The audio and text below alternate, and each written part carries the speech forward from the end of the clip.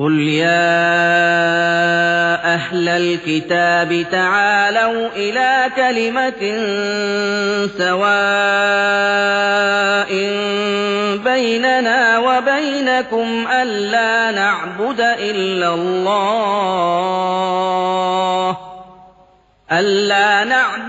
إِلَّا اللَّهَ وَلَا نُشْرِكَ بِهِ شَيْئًا وَلَا يَتَّخِذَ بَعْضُنَا بَعْضًا أَرْبَابًا مِّن دُونِ اللَّهِ ۚ فَإِن تَوَلَّوْا فَقُولُوا اشْهَدُوا بِأَنَّا مُسْلِمُونَ.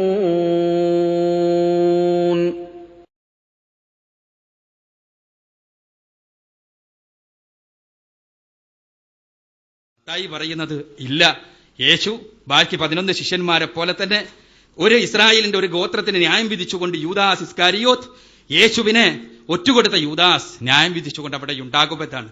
കാത്തിരിക്കാം, നമുക്ക് കാണാം. അവിടെ നിന്ന് പറഞ്ഞാൽ പറ്റില്ല. ഇവിടെ നിന്ന് നമുക്ക് ബൈബിളിന്റെ ദൈവികത ഇളക്കുവാനുള്ള നല്ല ബൈബിളികമായൊരു മാനദണ്ഡമാണ്. തീർച്ചയായും പഴയ നിയമത്തിലെ ഇത് മാത്രമല്ല, പഴയ നിയമം ഉദ്ധരിക്കുന്നിടത്ത് പോലും ഗുരുതരമായ അബദ്ധങ്ങൾ സംഭവിക്കുന്നുണ്ട് പുതിയ നിയമ ഗ്രന്ഥകർത്താക്കൾക്ക്. മത്തായിയുടെ സുവിശേഷം 27-ാം അധ്യായത്തിലെ 9-10 വചനങ്ങളിൽ പറയുന്ന ഉദ്ധരണിയുണ്ടല്ലോ, അഥവാ കുശവന്റെ നിലം വിറ്റുകൊണ്ട് 30 വെള്ളിക്കാശ് കൊണ്ട് കുശവന്റെ നിലം വാങ്ങി എന്ന് പറയുന്ന ഉദ്ധരണി. ഈ ഉദ്ധരണി ഉദ്ധരിച്ചുകൊണ്ട് മത്തായി പറയുന്നത് ജെറമിയ പ്രവാചകന്റെ പുസ്തകത്തിൽ പറഞ്ഞതുപോലെ ഏതാണ്. ജെറമിയ പ്രവാചകന്റെ പുസ്തകം മുഴുവനും തിരഞ്ഞാൽ ഇത്തരമൊരു ഉദ്ധരണി കാണില്ല. മത്തായിക്ക് പറ്റിയതാണ്. സക്കരിയ പ്രവാചകന്റെ പുസ്തകത്തിലെ 11-ാം അധ്യായത്തിലെ 12-13 വചനങ്ങളാണ്. മത്തായിക്ക് അബദ്ധം പറ്റി, സ്വാഭാവികം. പക്ഷേ ദൈവത്തിനത് പറ്റില്ല. വീണ്ടും യോഹന്നാന് പറ്റി. യോഹന്നാന്റെ സുവിശേഷം 10-ാം അധ്യായത്തിലെ 34-ാമത്തെ വചനം യോഹന്നാൻ പറയാണ്, നിങ്ങൾ ദൈവങ്ങളാണ് എന്ന് ഞാൻ പറഞ്ഞു എന്ന് നിങ്ങളുടെ ന്യായപ്രമാണത്തിൽ എഴുതിയിട്ടില്ലേ? ന്യായപ്രമാണം പഞ്ചപുസ്തകമാണ്. തീർച്ചയായും ന്യായപ്രമാണം, ഉൽപ്പത്തി, പുറപ്പാട്, സംഖ്യ, ലേവ്യ, ആവർത്തനം 5 പുസ്തകങ്ങളിൽ തിരഞ്ഞാൽ നിങ്ങൾ ദൈവങ്ങളാണ് എന്ന് ഞാൻ പറഞ്ഞു എന്നൊരു വചനം കാണില്ല. യോഹന്നാന് പറ്റിയതാണ് തെറ്റ്. അതാ സങ്കീർത്തന പുസ്തകത്തിലെ 82-ാം അധ്യായത്തിലെ 6-ാമത്തെ വചനമാണ്. അബദ്ധം ആർക്കും പറ്റാം, തീർച്ചയായും യോഹന്നാനും പറ്റാം. പക്ഷെ അത് ദൈവത്തിനായിക്കൂടല്ലോ, അവിടെയാണ് പ്രശ്നം. വീണ്ടും ഇതുമാത്രമല്ല, ബോധപൂർവം തന്നെ യേശു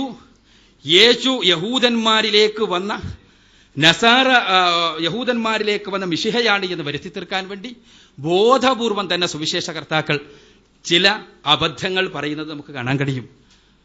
വളരെ വ്യക്തമായി മത്തായിയുടെ സുവിശേഷം 2-ാം അധ്യായത്തിൽ 23-ാമത്തെ വചനത്തിൽ പറയുന്നു, അവൻ നസാറായക്കാരനെന്ന് വിളിക്കപ്പെടും എന്ന പ്രവാചകന്മാരുടെ പ്രവചനം പുലരേണ്ടതിനു വേണ്ടി ഇല്ല. ഒരു പ്രവാചക പ്രവചന പുസ്തകത്തിലും നസാറായക്കാരനെന്ന് അവനെന്ന് വിളിക്കപ്പെടും എന്നൊരു വചനമില്ല. എവിടുന്ന് കിട്ടി? യഹൂദന്മാരെ ക്രിസ്തു പഠിപ്പിച്ച ആശയത്തിലേക്ക് ആകർഷിക്കുവാനുള്ള തത്രപ്പാടിനിടക്ക് മത്തായിക്ക് സംഭവിച്ച അബദ്ധം കഴിഞ്ഞില്ല. ഇനിയും ഇതേപോലുള്ള അബദ്ധങ്ങൾ. ലൂക്കോസിന്റെ സുവിശേഷം 24-ാം അധ്യായത്തിലെ 46-ാമത്തെ വചനം ഒന്ന് നോക്കുക. ഇതാ എന്നെക്കുറിച്ച് മോശയുടെ പുസ്തകത്തിലും പ്രവാചകന്മാരിലുമെല്ലാം എഴുതപ്പെട്ടത് സംഭവിക്കേണ്ടതിനു വേണ്ടി. എന്താണ് എഴുതപ്പെട്ടത്? അദ്ദേഹം തന്നെ പറയുന്നു, യേശു പറയുന്നതായിട്ടാണ് പറയുന്നത്. എന്താ പറയുന്നത്? ക്രിസ്തു പീഡനങ്ങൾ സഹിക്കുമെന്നും 3-ാം നാൾ ഉയർത്തെഴുന്നേൽപ്പിക്കപ്പെടുമെന്നും എഴുതപ്പെട്ടിരിക്കുന്നു. ക്രിസ്തു പീഡനങ്ങൾ സഹിക്കുമെന്നും 3-ാം നാൾ ഉയർത്തെഴുന്നേൽപ്പിക്കപ്പെടുമെന്നും എഴുതപ്പെട്ടിരിക്കുന്നു. നമുക്ക് പരിശോധിക്കുക. മോശയുടെ പുസ്തകങ്ങളിൽ, പ്രവാചകന്മാരുടെ പുസ്തകങ്ങളിൽ അത്തരമൊരു വചനമില്ല. എവിടെ നിന്നും വന്നു? തീർച്ചയായും പറ്റിയത് തെറ്റാണ്, തെറ്റ് സ്വാഭാവികം. പക്ഷേ ദൈവത്തിനത് പറ്റിക്കൂടല്ലോ. തീർച്ചയായും ഇതേപോലെയുള്ള ഒരുപാട് അബദ്ധങ്ങൾ, പഴയ നിയമം ഉദ്ധരിക്കുന്നിടത്തുള്ള അബദ്ധങ്ങൾ, പഴയ നിയമത്തിലെ അബദ്ധങ്ങൾ, പഴയ നിയമം ഉദ്ധരിക്കുമ്പോൾ ഉണ്ടാകുന്ന സ്വാഭാവികമായ തെറ്റുകൾ, ഇതെല്ലാം ഒരു വശത്ത്. ഇനി ഇവിടെ അതേപോലെ തന്നെ അക്കാലഘട്ടത്തിലെ അന്ധവിശ്വാസങ്ങളുടെ സ്വാധീനം നമുക്ക് ബൈബിളിൽ നിരവധി കാണാൻ കഴിയുന്ന കാര്യമാണ്. ബൈബിളിൽ നിരവധി തവണ നമുക്ക് കാണാൻ കഴിയും. ശമൂവേലിന്റെ പുസ്തകം 2-ാം അധ്യായത്തിൽ 8-ാമത്തെ വചനത്തിൽ നമ്മൾ വായിക്കുന്നുണ്ടല്ലോ, തൂണുകളിൽ സ്ഥാപിക്കപ്പെട്ട ഭൂമിയെക്കുറിച്ച്. ഇയ്യോബിന്റെ പുസ്തകത്തിൽ 9-ാം അധ്യായത്തിൽ 6-ാമത്തെ വചനത്തിൽ നമ്മൾ അത് തന്നെ വായിക്കുന്നു, തൂണുകളിൽ ഭൂമി സ്ഥാപിക്കപ്പെട്ടു എന്ന്. അന്നത്തെ ഒരു അബദ്ധധാരണ സ്വാഭാവികം. ഇയ്യോബിന് സംഭവിക്കാം, ശമൂവേലിന് സംഭവിക്കാം. പക്ഷേ ദൈവത്തിന് അത് സംഭവിക്കാമോ? ഇവിടെയാണ് പ്രശ്നം. ഇതേപോലെ തന്നെ പുതിയ നിയമത്തിൽ മത്തായിയുടെ സുവിശേഷം 4-ാം അധ്യായത്തിൽ 8 മുതൽക്കുള്ള വചനങ്ങളിൽ, ലൂക്കോസിന്റെ സുവിശേഷം 4-ാം അധ്യായത്തിൽ 5 മുതൽക്കുള്ള വചനങ്ങളിൽ യേശു ക്രിസ്തുവിനെ ചെകുത്താൻ ഒരു മലക്ക് മുകളിൽ കയറ്റിക്കൊണ്ടുപോയി ലോകം മുഴുവനും, ഈ ഭൂമി മുഴുവനും കാണിച്ചു കൊടുത്ത കഥ പറയുന്നുണ്ട്. മലക്ക് മുകളിൽ കയറിയാൽ ഭൂമി മുഴുവനും കാണിക്കണമെങ്കിൽ അത് ഏത് മലയാകും എന്ന് നമുക്ക് ഊഹിക്കാം. പരന്ന ഭൂമിയുള്ള മല. സ്വാഭാവികമാണ് അക്കാലഘട്ടത്തിലെ സങ്കല്പനങ്ങൾ അവർക്ക് സ്വാധീനിച്ചത്. പക്ഷേ ദൈവത്തിൻ്റെതാണ് ഗ്രന്ഥം എന്ന് പറയുമ്പോൾ പ്രശ്നമുണ്ടാകുന്നു. മറ്റൊരു കാരണം, 8ാമത്തെ കാരണം, ബൈബിളിൽ ദൈവികവാണി എന്ന് ഞാൻ വിശ്വസിക്കാതിരിക്കുവാനുള്ള കാരണം അതിൽ അശാസ്ത്രീയമായ അനവധി പരാമർശങ്ങളുണ്ട് എന്നുള്ളതാണ്. അശാസ്ത്രീയമായ പരാമർശങ്ങൾ എന്ന് പറയുമ്പോൾ എന്നൊരൽപ്പം കളിയാക്കി ബഹുമാന്യനായ വർഗീസ് മാളിയേക്കൽ ഒരു മുയലിനെ അവിടെ കൊണ്ടുവന്നു. മുയൽ എത്ര ബുദ്ധിമുട്ടിയാലും വർഗീസ് മാളിയേക്കലെ ആ മുയലിനെ കൊണ്ട് നമുക്ക് അയവിറപ്പിക്കാൻ കഴിയില്ല. മുയലിനെ കൊണ്ട് അയവിറപ്പിക്കാൻ കഴിയില്ല. വർഗീസ് അതിനുവേണ്ടി ഹീബ്രു എല്ലാം എടുത്ത് ഉദ്ധരിച്ചു, പാവം. പക്ഷേ വർഗീസ് ആ കാര്യത്തിൽ പരാജയപ്പെട്ടു എന്ന് തന്നെ വേണം പറയാൻ. കാരണം നോക്കുക, ഇത് ഹീബ്രു ലെക്സിക്കണാണ്, ബൈബിളിന്റെ ഹീബ്രു ലെക്സിക്കൺ അനുസരിച്ച് കഡിന് ഗര പറഞ്ഞത് ശരി, പക്ഷേ കഡിനെ കുറിച്ച് പറഞ്ഞിട്ടുള്ളത് എന്താണ്? The cud as scraping the throat എന്നാണ്. ബ്രാക്കറ്റിൽ നോക്കുക. ഇത് നെറ്റിൽ നിന്ന് വേണമെങ്കിൽ, ഇപ്പോൾ നെറ്റ് കണക്ഷൻ ഉണ്ടാകുമല്ലോ, വേണമെങ്കിൽ ഡൗൺലോഡ് എടുത്ത് എടുക്കാം. ബൈബിളിന്റെ ആളുകൾ ഇറക്കുന്ന ബൈബിളിലെ ഓൺലൈൻ ലെക്സിക്കൺ, അഥവാ കഡ് എന്ന് പറഞ്ഞാൽ അയവറക്കുന്നത്, അഥവാ ഈ എന്താ പറയാ, കഡ് എന്ന് തന്നെ പറഞ്ഞ റൂമിനേറ്റ് ചെയ്യുന്ന സാർ. ഈ കഡ് ത്രോട്ടിലൂടെ ഇറങ്ങി വരുമ്പോൾ ഏതാണ്. അതേപോലെ തന്നെ അല എന്നുള്ള പദം, അഥവാ ബിക്കോസ് ഹി ചൂത്ത് എന്ന് ഇംഗ്ലീഷിൽ പരിഭാഷപ്പെടുത്തിയിട്ടുള്ള ടു അസെൻഡ് ഇന്റൻസീവ്ലി ബി ഹൈ, ഇതിന്റെ ഹീബ്രു അതേപോലെയുണ്ട്. ഹീബ്രു വേണമെങ്കിൽ ഇൻഷാ അല്ലാഹ് എന്റെ കയ്യിൽ ഹീബ്രു അറിയാവുന്ന ആളുണ്ട്, വായിക്കണമെങ്കിൽ നമുക്ക് വായിക്കാം, പഠിക്കാം. പഠനത്തിന് വേണ്ടി ബഹുമാന്യനായ അദ്ദേഹത്തെ ഏൽപ്പിക്കാം. അപ്പോ തീർച്ചയായും മുയലിനെ അയവിറപ്പിക്കാൻ ശ്രമിച്ചാൽ മുയൽ വിസർജ്യം തിന്നുമെന്നാണ്. മുയൽ വിസർജിച്ചതിന് ശേഷം അത് വീണ്ടും തിന്നും, അത് അയവിറക്കുമെന്നാണ്. തീർച്ചയായും മുയൽ വിസർജ്യം തിന്നും, ഒരു ബ്രൗൺ കളറാകും, അത് വീണ്ടും തിന്നും. പക്ഷെ അത് റൂമിനേറ്റിംഗ് അല്ല. അത് വിസർജ്യം ഇവിടുന്ന് തിന്നുക, ഇവിടുന്ന് ഇങ്ങോട്ട് ഇറങ്ങുകയല്ല. ഇവിടെ പറഞ്ഞിട്ടുള്ളത് ഇവിടുന്ന് ഇങ്ങോട്ട് ഇറങ്ങുകയെന്ന. തീർച്ചയായും പരിശോധിച്ചാൽ കാണാൻ കഴിയും. എത്ര നാടകം കളിച്ചാലും കഴിയില്ല വർഗീസെ മുയലിനെ കൊണ്ട് അയവിറപ്പിക്കാൻ എന്ന് മാത്രമേ എനിക്ക് ആ കാര്യത്തിൽ പറയാനുള്ളൂ. ഇനി പുതിയ നിയമത്തിൽ ഇതേപോലെ തന്നെ വൈരുദ്ധ്യം, ഇതേപോലെ തന്നെ അബദ്ധമുണ്ട്. യേശുവിന്റെ അക്കാലഘട്ടത്തിലുള്ള എഴുത്തുകാരുടെ അബദ്ധം, കടുകുമണിയെക്കുറിച്ച് ഭൂമിയിലെ ഏറ്റവും ചെറിയ വിത്ത് എന്ന് പറഞ്ഞ അബദ്ധം. ഭൂമിയിലെ ഏറ്റവും ചെറിയ വിത്താണ് കടുകുമണി എന്നാണ് മത്തായിയുടെ സുവിശേഷം 13-ാം അധ്യായത്തിലും 32-ാമത്തെ വചനത്തിലും, മാർക്കോസിന്റെ സുവിശേഷം 4-ാം അധ്യായത്തിലും 31-ാമത്തെ വചനത്തിലും നമ്മൾ വായിക്കുക. ഭൂമിയിലെ ഏറ്റവും ചെറിയ വിത്തും കടുകുമണിയാണ് എന്ന്. ഒരു കടുകുമണിയോളമെങ്കിലും വിശ്വാസം എന്റെ വർഗീസിനുണ്ടാവില്ല എന്ന് തന്നെ ഞാൻ കരുതട്ടെ. പക്ഷേ ബൈബിൾ അങ്ങനെ പറയുന്നു. സ്വാഭാവികം, പറ്റിയ തെറ്റാണ്, ഇത് അബദ്ധമാണ്. അബദ്ധം സ്വാഭാവികമല്ലേ, നമുക്ക് അനുവദിച്ചു കൊടുക്കുക. പക്ഷെ അത് ദൈവികമാണ് എന്ന് പറയുമ്പോൾ പ്രശ്നം ഒരൽപ്പം മാറുന്നു. അവിടെയാണ് പ്രശ്നം. ഒരു ഗ്രന്ഥത്തിന്റെ ദൈവികത അളക്കുവാൻ നമ്മൾ ഉപയോഗിക്കുന്ന മാനദണ്ഡങ്ങളുടെ അടിസ്ഥാനപരമായ പ്രശ്നം അതാണ്. പിന്നെയോ എന്തിനധികം ഗണിതപരമായി പോലും ചെറിയ ചെറിയ അബദ്ധങ്ങൾ പോലും സംഭവിക്കുന്നത് നമ്മൾ കാണുന്നു ബൈബിളിൽ. ഗണിതശാസ്ത്രപരമായി ഗണിതം കൂട്ടുന്ന കാര്യത്തിൽ തെറ്റും. മനുഷ്യരല്ലേ, ഏത് വിവരമുള്ള ആളുകൾക്കാണെങ്കിലും തെറ്റാൻ സാധ്യതയുണ്ട്. പക്ഷേ സംഖ്യാപുസ്തകത്തിലെ 3-ാം അധ്യായത്തിൽ 21 മുതൽ 39 വരെയുള്ള വചനങ്ങളൊന്ന് വായിച്ചു നോക്കുക. അവിടെ നമുക്ക് കാണാൻ കഴിയും, ലേവ്യരുടെ 1 മാസത്തിനേക്കാൾ പ്രായമുള്ള കുട്ടികളുടെ എണ്ണമെടുക്കുവാൻ വേണ്ടി മോശയോടും അഹറോനോടുമുള്ള കൽപ്പന. ലേവിക്ക് 3 മക്കളാണ്, ഗർശോമും മറാറിയും അടക്കമുള്ള 3 മക്കൾ. ഈ 3 മക്കളിൽ ഒരാളുടെ മക്കളുടെ എണ്ണം ബൈബിൾ പറയുകയാണ്, ഒരാളുടെ മക്കളുടെ എണ്ണം 7500 അടുത്തയാൾക്ക് 8600, അടുത്തയാൾക്ക് 6200. പക്ഷേ ഒന്നിച്ചു കൂട്ടുമ്പോൾ 23,000 22,000 300 പേർ എവിടെ പോയി എന്ന് ചോദിച്ചാൽ സ്വാഭാവികമാണ്, കുട്ടിയപ്പ് പറ്റിയ തെറ്റാണ്. പക്ഷെ ദൈവികം എന്ന് പറയാൻ കഴിയുമോ? ഇവിടെയാണ് പ്രശ്നം. ഇതേപോലെ തന്നെ നമുക്ക് കാണാൻ കഴിയുന്ന ഒരുപാട് ഗണിതശാസ്ത്രപരമായി കൂട്ടുമ്പോൾ സംഭവിക്കുന്ന അബദ്ധങ്ങൾ നമുക്ക് ബൈബിളിൽ കാണാൻ കഴിയും. യോശുവയുടെ പുസ്തകത്തിലെ 15-ാം അധ്യായത്തിലെ 33 മുതൽക്കുള്ള വചനങ്ങളിൽ രസകരമായൊരു അബദ്ധമുണ്ട്. 33 മുതൽക്കുള്ള വചനങ്ങളിൽ 15 നഗരങ്ങളുടെ പേര് പറഞ്ഞിട്ടുണ്ട്.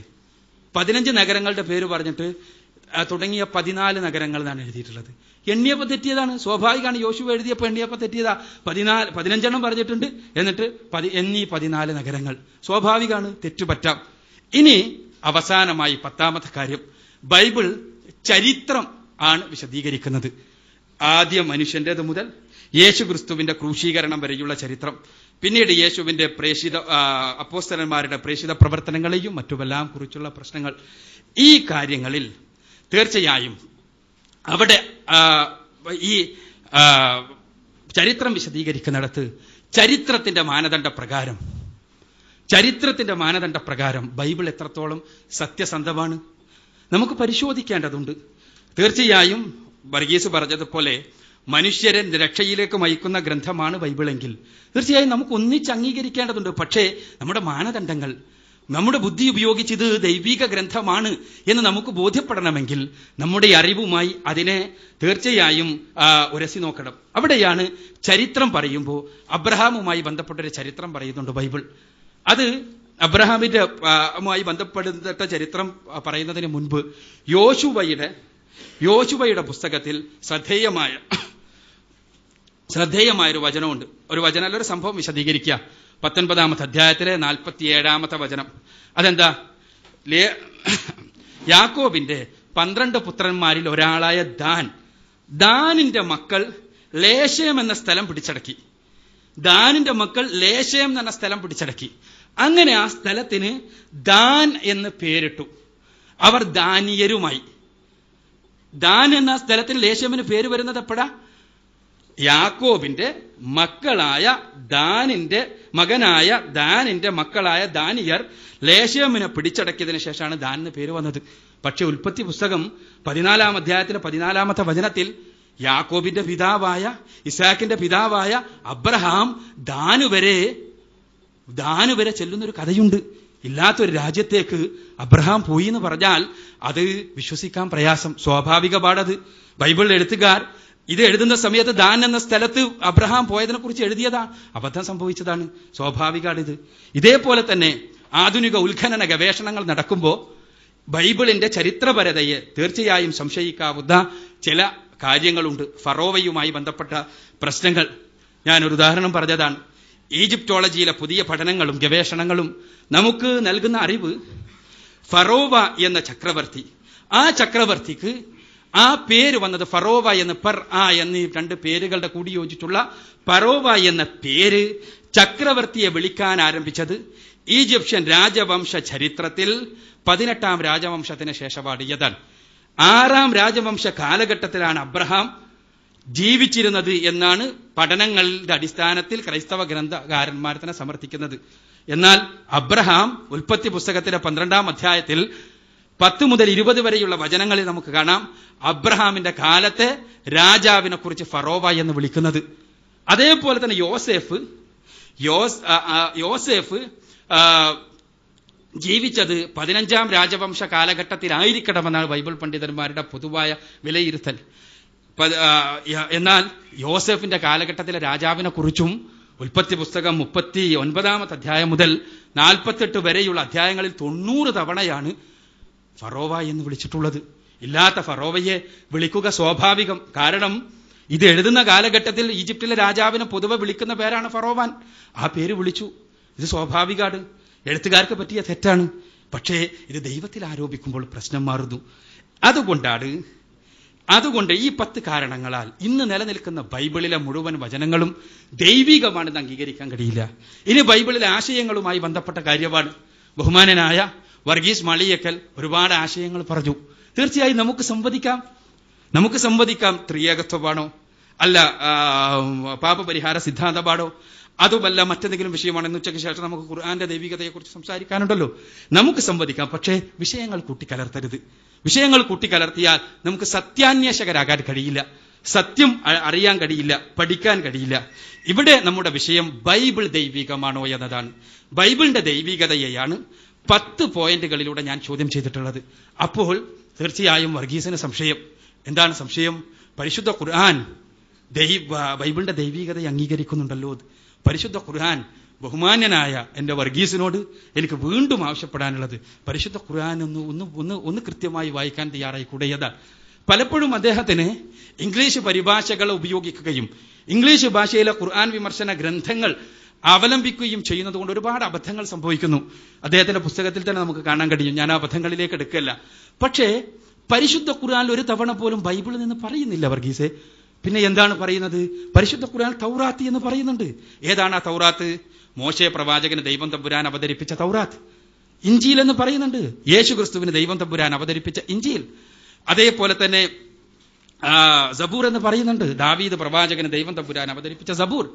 ഈ ഗ്രന്ഥങ്ങൾ ഇത് തിരുത്താൻ കഴിയുമോ? ദൈവവചനം തിരുത്താൻ പറ്റില്ല എന്നല്ല ഖുർആൻ പറയുന്നത്. തീർച്ചയായും ദൈവവചനം തിരുത്താൻ കഴിയില്ല. ദൈവത്തിന്റെ വചനം നിങ്ങൾക്ക് തിരുത്താൻ കഴിയുമോ? ഇല്ല. എന്നാൽ ചെയ്തത് പുരോഹിതന്മാർ ഇസ്രായേൽ സമുദായത്തിന് ആധിപത്യം ലഭിക്കുന്നതിന് വേണ്ടി എഴുതിച്ചേർത്ത, ചരിത്രത്തിന്റെ പേരിൽ എഴുതിച്ചേർത്ത ഇസ്രായേലരുടെ ഗ്രന്ഥങ്ങൾ, അഥവാ ഉൽപ്പത്തി മുതൽ ആവർത്തനം വരെയുള്ള പുസ്തകങ്ങൾ, അതിലെ ദൈവം ഇസ്രായേലരുടെ ദൈവമാണ്, അതിലെ രക്ഷ ഇസ്രായേലരുടെ രക്ഷയാണ്, അതിലെ എല്ലാം ഇസ്രായേലർക്ക് വേണ്ടിയുള്ളതാ. അതില് മോശെ പ്രവാചകൻ പഠിപ്പിച്ച ഭാഗങ്ങൾ ഉൾപ്പെടുത്തി അവരൊരു ഗ്രന്ഥം ഉണ്ടാക്കി. അതാണ് ഖുർആൻ പറയുന്നത്. ചില ഭാഗങ്ങൾ നിങ്ങൾ എടുക്കുന്നു, ചില ഭാഗങ്ങൾ ഒഴിവാക്കുന്നു, ചിലത് കൂട്ടിച്ചേർക്കുന്നു. നിങ്ങളുടെ കൈകൊണ്ട് ഗ്രന്ഥം എഴുതിയുണ്ടാക്കി. ഫവൈലുൽ ലഹും മിമ്മാ കതബത് ഐദീഹിം വവൈലുൽ ലഹും മിമ്മാ യക്സിബൂൻ. നിങ്ങൾക്ക് സ്വന്തം കൈകൾ കൊണ്ട് ഗ്രന്ഥം എഴുതിയുണ്ടാക്കി, അത് ദൈവികമാണ് എന്ന് തുച്ഛമായ വില കിട്ടുന്നതിന് വേണ്ടി, തുച്ഛമായ താല്പര്യങ്ങൾക്ക് വേണ്ടി അത് ദൈവികമാണ് എന്ന് വാദിച്ച ആളുകൾക്കാകുന്നു നാശം. അവർ സമ്പാദിക്കുന്ന വകയിലും അവർ എഴുതിയ വകയിലും. ചുരുക്കത്തിൽ 10 കാര്യങ്ങളാണ് ഞാൻ ഇവിടെ അവതരിപ്പിച്ചിട്ടുള്ളത്. ബൈബിൾ ദൈവികമല്ല. എന്തുകൊണ്ടെന്നാൽ അത് ദൈവികമെന്ന് പറയുന്നില്ല. അവതരിപ്പിക്കപ്പെട്ട രൂപത്തിലുള്ള ഒരു ഗ്രന്ഥം പോലും അതിലില്ല. നിരവധി വൈരുദ്ധ്യങ്ങൾ അതിലുണ്ട്. ചരിത്രപരമായി കൃത്യമല്ലാതെ ഒരുപാട് പരാമർശങ്ങളുണ്ട്. പ്രവചനങ്ങളിൽ പലതും പൂർത്തീകരിക്കപ്പെടാത്തതുണ്ട്. പഴയ നിയമത്തിലെ വചനങ്ങൾ ഉദ്ധരിക്കുന്നിടത്ത് പോലും ബൈബിൾ ഗ്രന്ഥകാരന്മാർക്ക് തെറ്റുപറ്റുന്നുണ്ട്. ഇല്ലാത്ത വചനങ്ങൾ ഉദ്ധരിച്ച് ആരോപിക്കുന്ന, പഴയ നിയമത്തിലുണ്ട് എന്ന് ആരോപിക്കുന്ന സംഭവം വരെ ബൈബിൾ രചയിതാക്കൾക്കുണ്ട്. അക്കാലഘട്ടത്തിൽ അബദ്ധങ്ങളുടെ സ്വാധീനം ബൈബിൾ ഗ്രന്ഥങ്ങളിൽ നിരവധി കാണാം. അശാസ്ത്രീയമായ നിരവധി പരാമർശങ്ങൾ കാണാം ബൈബിളിൽ. ഗണിതശാസ്ത്രപരമായി പോലും, കണക്ക് കൂട്ടുന്ന രംഗത്ത് പോലും അബദ്ധങ്ങൾ ബൈബിൾ രചയിതാക്കൾക്ക് പറ്റിയിട്ടുണ്ട്. അതുകൊണ്ട് തന്നെ ബൈബിളിൽ ദൈവവചനങ്ങളുണ്ട്, എന്നാൽ മാനുഷിക വചനങ്ങളുമുണ്ട്. ഇത് എന്തൊക്കെയാണ് എന്ന് തിരിച്ചറിയാൻ സാധ്യമല്ലാത്ത വിധം ബൈബിൾ മാനുഷിക വചനങ്ങളും ദൈവിക വചനങ്ങളും കൂട്ടിക്കലർന്ന്, ദൈവിക വചനങ്ങൾ എന്ന് പറയുമ്പോൾ ദൈവവചനങ്ങൾ ഉദ്ധരിച്ചുകൊണ്ട്, ഞാൻ ഖുർആൻ ഉദ്ധരിച്ചുകൊണ്ട് ഒരു ഗ്രന്ഥം എഴുതുന്നത് പോലെ അക്കാലഘട്ടത്തിലെ ആളുകൾ മോശയുടെ പുസ്തകത്തിൽ നിന്ന് പലതും ഉദ്ധരിച്ചുകൊണ്ട് ഗ്രന്ഥം എഴുതിയുണ്ടാക്കി. അതേപോലെ യേശുവിന്റെ വചനങ്ങൾ ഉദ്ധരിച്ചുകൊണ്ട് ഗ്രന്ഥം എഴുതിയുണ്ടാക്കി. ഇതല്ലാതെ ബൈബിൾ മൊത്തത്തിൽ ദൈവികമല്ല, മാനുഷികമായ പുരോഹിതന്മാരുടെ മനുഷ്യരെ ദൈവമാർഗത്തിൽ നിന്ന് തെറ്റിക്കുവാൻ വേണ്ടി ബോധപൂർവം ശ്രമിച്ച ആളുകളുടെ വചനങ്ങൾ ബൈബിളിൽ നിരവധിയുണ്ട്. അതുകൊണ്ട് തന്നെ ബൈബിൾ ദൈവികപാട് എന്ന് നമ്മൾ അംഗീകരിക്കുന്നില്ല. അംഗീകാരത്തിലെ ഈ 10 കാര്യങ്ങളുടെ അടിസ്ഥാനത്തിലാണ് പരിശുദ്ധ ഖുർആൻ അംഗീകരിക്കുന്നു. ഖുർആനിൽ പറയുന്നത് ഇക്കാര്യമാണ്. ഉദ്ധരിച്ച വചനങ്ങൾ എടുത്ത് പരിശോധിച്ചാൽ നിങ്ങൾക്ക് കാണാൻ കഴിയും. അല്ലാഹു സുബ്ഹാനഹു വ തആല സത്യമറിയാനും മനസ്സിലാക്കാനും സത്യമനുസരിച്ച് ജീവിച്ച് യേശു ക്രിസ്തുവും മുഹമ്മദ് നബിയും മൂസാ നബി അലൈഹിസ്സലാത്തു വസ്സലാമും എല്ലാം പോയ ആ നിത്യജീവന്റെ സ്വർഗരാജ്യത്തിൽ കടന്നു കയറുവാനും ദൈവം തമ്പുരാൻ നമ്മെ എല്ലാവരെയും അനുഗ്രഹിക്കുമാറാകട്ടെ. വാഖിറു ദഅ്വാനാ അൽഹംദുലില്ലാഹി റബ്ബിൽ ആലമീൻ. അസ്സലാമു അലൈക്കും. ഈ വിഷയാവതരണവും അതിൻ്റെ പ്രത്യാഖ്യാനവും ഇവിടെ കഴിഞ്ഞിരിക്കുകയാണ്. ഇനി ഇരുവിഭാഗത്തിലും പെട്ടവർക്ക് അരമണിക്കൂർ വീതം ഇതിനെക്കുറിച്ച് സംസാരിക്കാനുള്ള അവസരമാണ്. ആദ്യമായി ക്രൈസ്തവ വിഭാഗത്തിൽ നിന്ന് ആരെങ്കിലും, അരമണിക്കൂറാണ് സമയം അനുവദിച്ചിട്ടുള്ളത്. ഈ നടന്ന ഈ വിഷയത്തെക്കുറിച്ചും അതിൻ്റെ പ്രത്യാഖ്യാനത്തെക്കുറിച്ചും പരാമർശിക്കുന്നതിന് അവരെ ക്ഷണിക്കുന്നു. നന്ദി. ബഹുമാന്യരെ, ബൈബിൾ തെറ്റാണെന്ന് ധരിക്കാവുന്ന അതിന് കാരണങ്ങളാണ് ഇപ്പോൾ നമ്മുടെ മുമ്പിൽ നിരത്തിയത്.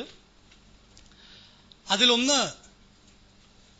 തുടങ്ങുന്നതിന് മുമ്പ് തന്നെ എനിക്ക് പറയുവാനുള്ളത്, അള്ളാഹുവിന്റെ വചനങ്ങൾക്ക് മാറ്റം വരുത്തുവാൻ ആരും തന്നെ ഇല്ല എന്നുള്ള സൂറ 6 ആയത്ത് 34 ഉദ്ധരിച്ച് വേണം ഇത് മുഴുവൻ തുടങ്ങാൻ.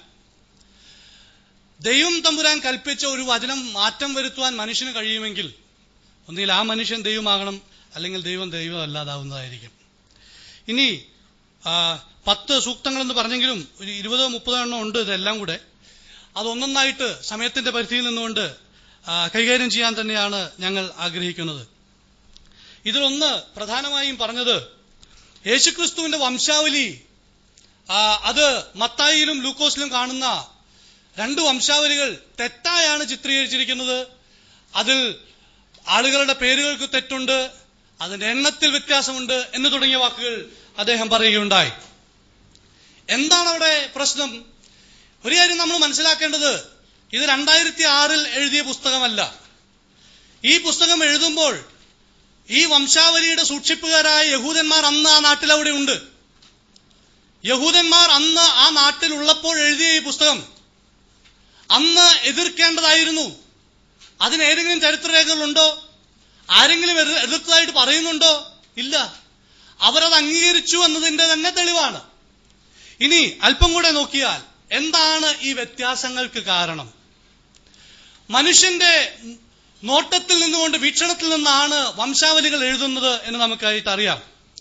മനുഷ്യന്റെ വീക്ഷണത്തിൽ നിന്ന് വംശാവലി എഴുതിയിട്ട് ദൈവപുത്രങ്കിലേക്ക് വംശാവലിയെ നീട്ടുകയാണ് ഇവിടെ ചെയ്തുകൊണ്ടിരിക്കുന്നത്. യേശുക്രിസ്തുവിലേക്കുള്ള വംശാവലിയാണ് പറഞ്ഞു വരുവാൻ ശ്രമിക്കുന്നത്.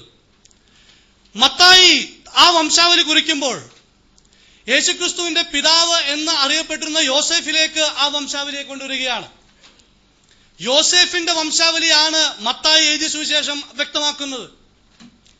എന്നാൽ ലൂക്കോസ് ചെയ്യുന്നത് മറിയയുടെ വംശാവലിയാണ് ലൂക്കോസ് എഴുതി വയ്ക്കുന്നത്. യേശുക്രിസ്തുവിന്റെ വംശാവലി പിതാവെന്നറിയപ്പെടുന്ന യോസേഫിന്റെയും മറിയയുടെയും രണ്ട് തായ്വഴികളിലൂടെ മുകളിലേക്ക് കൊണ്ടുപോവുകയാണ് ഇവർ ചെയ്യുന്നത്. അന്നത്തെ വംശാവലിയുടെ ചരിത്രം പഠിച്ചാൽ പ്രധാന ഗോത്ര തലവന്മാരുടെ പേരുകൾ മാത്രം എടുത്ത് ഇടയ്ക്കുള്ള പേരുകൾ വിട്ടുകളയുക എന്നുള്ളത് ഒരു സാധാരണമായ കാര്യമാണ്. ചരിത്രത്തിൽ തന്നെയുള്ള അനേക, ബൈബിളല്ല, ഇതര പുസ്തകങ്ങൾ എടുത്തു നോക്കിയാൽ ഈ കാര്യം ജോസീഫസ് തുടങ്ങിയ അനേക ചരിത്രകാരന്മാരുടെ പുസ്തകങ്ങളിൽ നിന്ന് വളരെ വ്യക്തമായിട്ട് കാണാൻ കഴിയും. മൂന്നാമതായിട്ട് ഈ വംശാവലിയെ കുറിച്ച് തൽമൂദിൽ തന്നെ റെഫറൻസസ് ഉള്ളതായിട്ട് നമുക്ക് കാണാൻ കഴിയും. ലൂക്കോസ് സുവിശേഷത്തിലുള്ള ഈ വംശാവലി അവന്റെ മാതാവിന്റെ വംശാവലിയാണെന്ന് വ്യക്തമാക്കുന്ന രീതിയിലുള്ള വാക്കുകൾ തൽമൂദിൽ നമുക്ക് കാണാൻ കഴിയും. അത് യഹൂദന്മാരുടേതാണ്. തൽമൂദ് യഹൂദന്മാരുടെ ഒരു ആധികാരിക ഗ്രന്ഥമാണ്. യഹൂദന്മാരെ സംബന്ധിച്ചിടത്തോളം അവർ ക്രിസ്ത്യാനികളല്ലെന്ന് നമുക്കറിയാം. ക്രിസ്ത്യാനികളെ എതിർക്കുന്ന യഹൂദന്മാരുടെ തൽമൂദിൽ ഇത് മറിയയുടെ വംശാവലിയാണെന്ന് വ്യക്തമാക്കുന്ന കാര്യങ്ങൾ കാണുമ്പോൾ ഈ വംശാവലിയുടെ സാധുത വളരെ വ്യക്തമായിട്ട് നമുക്ക് മാറ്റാൻ കഴിയും. നമുക്ക് മത്തായി സുവിശേഷത്തിൽ നോക്കുമ്പോൾ യോസേഫിന്റെ പിതാവ് യാക്കോബാണ് എന്ന് നമുക്ക് കാണാൻ കഴിയും. എന്നാൽ ലൂക്കോസിന്റെ വിശേഷത്തിലേക്ക് വരുമ്പോൾ അത് ഹേലിയാണ് എന്ന് വരുത്തുന്നുണ്ട്. ആരാ ഹേലി? അദ്ദേഹത്തിന്റെ ഫാദർ ഇൻ ലോ ആണ്, വേറെ ആരുമല്ല. കാരണം മറിയയുടെ വംശാവലിയാണ് അവിടെ പറഞ്ഞു വരുന്നത്. യോസേഫിന്റെ പേരിനോട് ചേർന്ന് മാത്രം ദ എന്ന ഡെഫിനിറ്റ് ആർട്ടിക്കിൾ ഉപയോഗിക്കാതിരിക്കുന്നതും നമുക്ക് വ്യക്തമായിട്ട് കാണാൻ കഴിയും. THE ദ എന്ന ആ ഡെഫിനിറ്റ് ആർട്ടിക്കിൾ യോസേഫിന്റെ പേരിനോട് ചേർന്ന് മാത്രമാണ് ഇല്ലാതിരിക്കുന്നത്. അതുകൊണ്ട് തന്നെ ഇത് വ്യക്തമായും യോസേഫിന്റെയും മറിയയുടെയും 2 വംശാവലികളാണ് എന്ന് വരുവാൻ കഴിയും. അങ്ങനെ വരുമ്പോൾ ഒരുപക്ഷെ ഉണ്ടാകാവുന്ന അടുത്ത ചോദ്യം, സാമ്യമുള്ള 2 പേരുകൾ 2 വംശാവലിയിലും കാണുന്നുണ്ടല്ലോ എന്ന് പറയാൻ കഴിയും. എന്റെ തിരിച്ചുള്ള ചോദ്യം, ഒരു സമൂഹത്തിൽ സാരൂപ്യമുള്ള അച്ഛന്റെയും മകന്റെയും പേര് ഒരിക്കലും കാണാൻ കഴിയുകയില്ലേ? തീർച്ചയായും കാണാൻ കഴിയും. അത് 2 വ്യത്യസ്ത വ്യക്തികളാണ്, ഒരേ വ്യക്തികളുടെ കാര്യമല്ല പറഞ്ഞിരിക്കുന്നത്. വളരെ വ്യക്തമായിട്ട് ഈ കാര്യങ്ങളെ മനസ്സിലാക്കുവാനും അപഗ്രഥിക്കുവാനും നമുക്കിവിടെ നിന്ന് കഴിയുന്നതാണ്.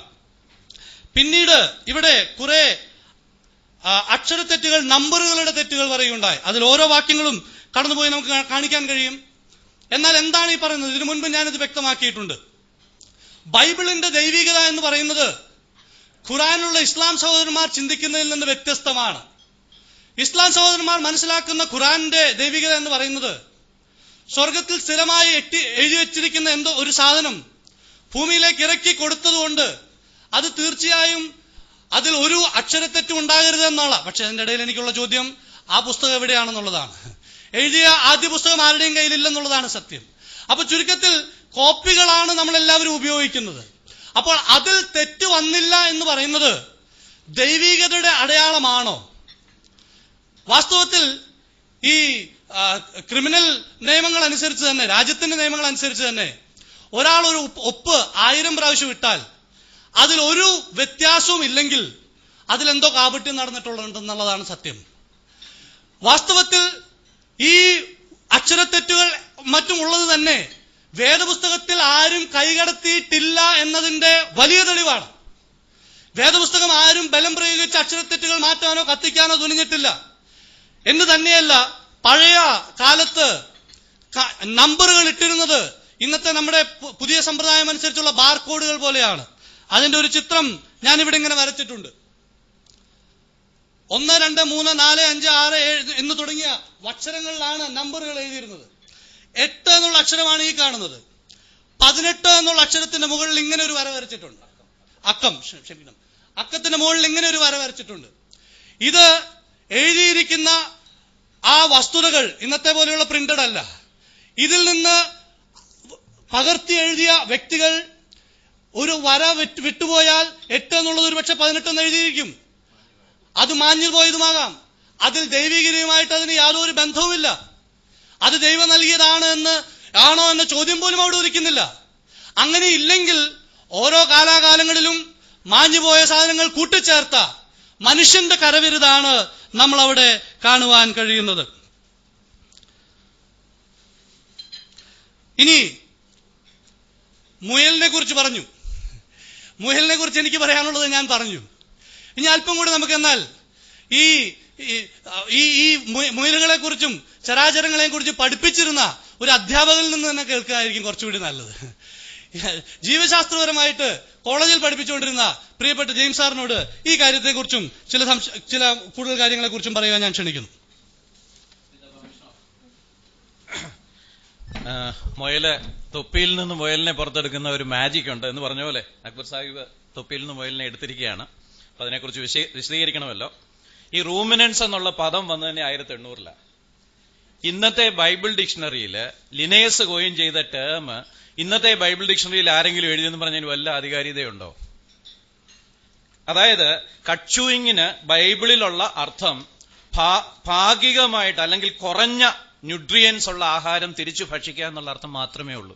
ഇന്നത്തെ ബൈബിൾ ഡിക്ഷണറി അപ്രമാദിത്വം പറയണം. ഒരു ബൈബിൾ ഡിക്ഷണറിക്ക് ഒരു ഇതിനുമില്ല. ഈ റൂമിനൻസ് എന്നുള്ള കൺസെപ്റ്റ് തന്നെ കാൾ ലിനേയസ് 1800-ന് ശേഷം പറഞ്ഞ കൺസെപ്റ്റാ. ഈ റൂമിനൻസ് എന്നുള്ള പദം ഇതിനകത്തൊന്നും ഉപയോഗിക്കാനേ പറ്റത്തില്ല. ഞാനൊരു സുവോളജി അധ്യാപകനാണ്.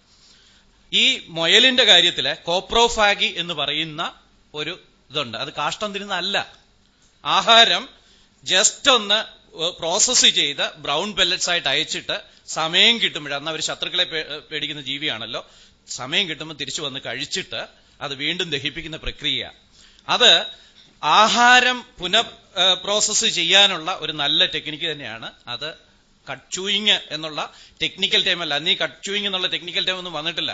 സുവോളജിയിൽ കട്ട്ചൂയിങ്ങിനെ കുറിച്ചൊക്കെയുള്ള വിശദീകരണം വന്ന് ഈ അടുത്ത കാലത്താണ്. റൂമിനൻസ് ആണ്, താഴോട്ട് പോയിട്ട് തിരിച്ചു വരുന്നതാണ്, ഇതെല്ലാം പുതിയ പ്രോസസ്സാണ്. ആ കാലത്ത് മഴയുണ്ടാകുന്ന എങ്ങനെയാന്ന് പോലും അറിയത്തില്ലായിരുന്നു. ദേവന്മാരെ മുകളിൽ നിന്ന് മൂത്രം ഒഴിക്കുന്നതാണെന്ന് വിശ്വസിച്ചിരുന്ന കാലമാണ്. അന്ന് ഈ കട്ട്ചൂയിങ് ഇങ്ങനെയുള്ള മീനിങ് ഒന്നും ആ വാക്കിനില്ല. തിരിച്ചു ഭക്ഷിക്കുക എന്നുള്ള അർത്ഥമേ ഉള്ളൂ, കുറഞ്ഞ ഗുണമുള്ളത്. അത് ഏറ്റവും ശ്രദ്ധേയമായിട്ട് ബൈബിളിന്റെ ശാസ്ത്രീയതയെ തെളിയിക്കുന്ന ഒരു കാര്യമായിട്ടിരിക്കുന്നു. ഈ മുയലിനെ അങ്ങ് ഉപേക്ഷിക്കുന്നതായിരിക്കും വളരെ നല്ലതെന്ന് എനിക്കൊരു ഉപദേശമുണ്ട്. ഈ ഡിബേറ്റർമാരൊക്കെ പലപ്പോഴും വീണ് കിടന്നിടത്ത് ഉരുളാൻ ശ്രമിക്കാറുണ്ട്. അപ്പൊ നമ്മളെ പോലുള്ള സത്യസന്ധതയ്ക്ക് വേണ്ടി പ്രസംഗിക്കുന്ന നമ്മൾ ഈ മുയലിനെ കൊണ്ട് അവിടെ ഇവിടെയും പോയി വീണ് കിടന്ന് ഉരുളാതെ മുയലിനെ അങ്ങ് ഉപേക്ഷിക്കുന്നതായിരിക്കും നല്ലത് എന്നാണ് എനിക്ക് തോന്നുന്നത്. ഇനിയും ചെറിയ വിത്തുകളെ കുറിച്ച്, ബോട്ടണിയും എന്റെ വിഷയവുമായിട്ട് ബന്ധമുള്ളത് കൊണ്ട് ആ വാക്ക് വായിച്ചാൽ അവിടെ ഉപയോഗിച്ചേക്കുന്ന എർത്ത് എന്നുള്ള വാക്കിന്റെ ബൈബിളിലെ കൂടുതൽ അർത്ഥം സോയിൽ എന്നാണ്. ബൈബിളിൽ ഈ എർത്ത് എന്ന് ട്രാൻസ്ലേറ്റ് ചെയ്തേക്കുന്ന വാക്യം, ഈ പദം 700 പ്രാവശ്യം ഉപയോഗിച്ചിട്ടുള്ളതിൽ കൂടുതൽ തവണയും മണ്ണെന്നാണ്. അതായത് മണ്ണിൽ വിതയ്ക്കുന്ന വിത്തുകളിലേക്കും ഏറ്റവും ചെറിയ വിത്തെന്ന് തന്നെയാണ് അതിന്റെ അർത്ഥം. യേശുക്രിസ്തുവിന് അബദ്ധം പറ്റിയൊന്നുമല്ല. വളരെ കൂളായിട്ടാ ഇത് എഴുതിയ ആളിന് ഇച്ചിരി തെറ്റൊക്കെ പറ്റിയിരിക്കാൻ സാധ്യതയുണ്ടെന്ന് കൂളായിട്ടൊന്നും പറഞ്ഞ് തള്ളാൻ നമ്മൾ ശ്രമിക്കണ്ട. യേശുക്രിസ്തു സാക്ഷാൽ ദൈവപുത്രനാണ്. യേശുക്രിസ്തു പറഞ്ഞതിൽ അങ്ങനെ പെശക് വരത്തില്ല, വന്നിട്ടുമില്ല. മാത്രമല്ല, ഇതിനേക്കാളും ചെറുതെന്ന് പറയുന്ന വിത്തുകൾ ഒന്നും തന്നെ അഗ്രികൾച്ചർ വിത്തുകളല്ല, ഹോർട്ടിക്കൾച്ചറാണ്. ഇവിടെ അഗ്രി എന്ന് പറയുന്ന പദം തന്നെ ഭൂമിയിൽ നിന്ന് വന്ന അഗ്രികൾച്ചറിന് ഉപയോഗിക്കുന്ന വിത്തുകളിൽ ചെറുത്, അന്ന് ഉപയോഗിച്ചിരുന്ന വിത്തുകളിൽ ചെറുത് കടുക് തന്നെയായിരുന്നു. അതുകൊണ്ടാണ് അങ്ങനെ ആ പ്രയോഗം വന്നിരിക്കുന്നത്. അവർക്കും മനസ്സിലാകത്തക്ക വിധത്തിലാണ്. ഇനി ഒരു കാര്യം കൂടെ പറയാം. ഇതൊരു ഉപമയാണ്. ഈ ഉപമയില് അതിന്റെ 2-3 വാക്കുകളൊക്കെ പരിശോധിച്ച് അതിന്റെ അർത്ഥം കണ്ടെത്താൻ ശ്രമിക്കുന്നത് മൗഢ്യ. അത് നമ്മുടെ മോഡറേറ്റർ ഒരു നല്ല സാഹിത്യകാരനായതുകൊണ്ട് അദ്ദേഹത്തിന് മനസ്സിലാകും. മന്നവേന്ദ്ര വിളങ്ങുന്നു ചന്ദ്രനെ പോലെ നിൻമുഖം എന്ന് പറഞ്ഞാൽ മന്നവേന്ദ്ര ചന്ദ്രനിൽ കുഴികളുള്ളതുപോലെ നിന്റെ മുഖത്ത് കുഴികളുണ്ടെന്ന് ആരും അർത്ഥം എടുക്കുകയില്ല. ബോധമുള്ളവര് അതിന്റെ അർത്ഥം എടുക്കുന്നത് ചന്ദ്രന് പ്രഭയുള്ളതുപോലെ അങ്ങേക്കും പ്രഭയുണ്ടെന്ന് എടുക്കുകയുള്ളൂ. അപ്പം ചന്ദ്രന്റെ അപ്പൊ ഈ വിത്തിന്റെ സൈസ് മൈക്രോമിയോ ഒക്കെ അളന്ന് ആരും ചെയ്യത്തില്ല. ഇത് അന്ന് അവർക്ക് മനസ്സിലാകുന്ന ഭാഷയിൽ സംവേദിച്ചതാ. ഇത് ശാസ്ത്രീയമായിട്ടും 100% ശരിയാണ്.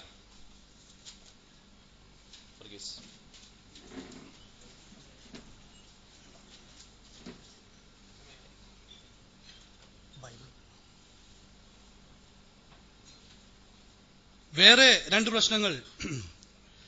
വേദപുസ്തകത്തിൽ എവിടെയും ഇത് ദൈവികമാണെന്ന് പറഞ്ഞിട്ടില്ല. വേദപുസ്തകത്തിൽ എവിടെയും ഇത് ദൈവികമാണെന്ന് പറഞ്ഞിട്ടില്ല എന്ന് പറയുമ്പോൾ വിശ്വസിച്ചതെന്ന് അദ്ബസ ഉദ്ധരിച്ചായിരുന്നു. എന്നാലും പോകട്ടെ, അവിടുന്ന് മുമ്പോട്ട് പോകാം.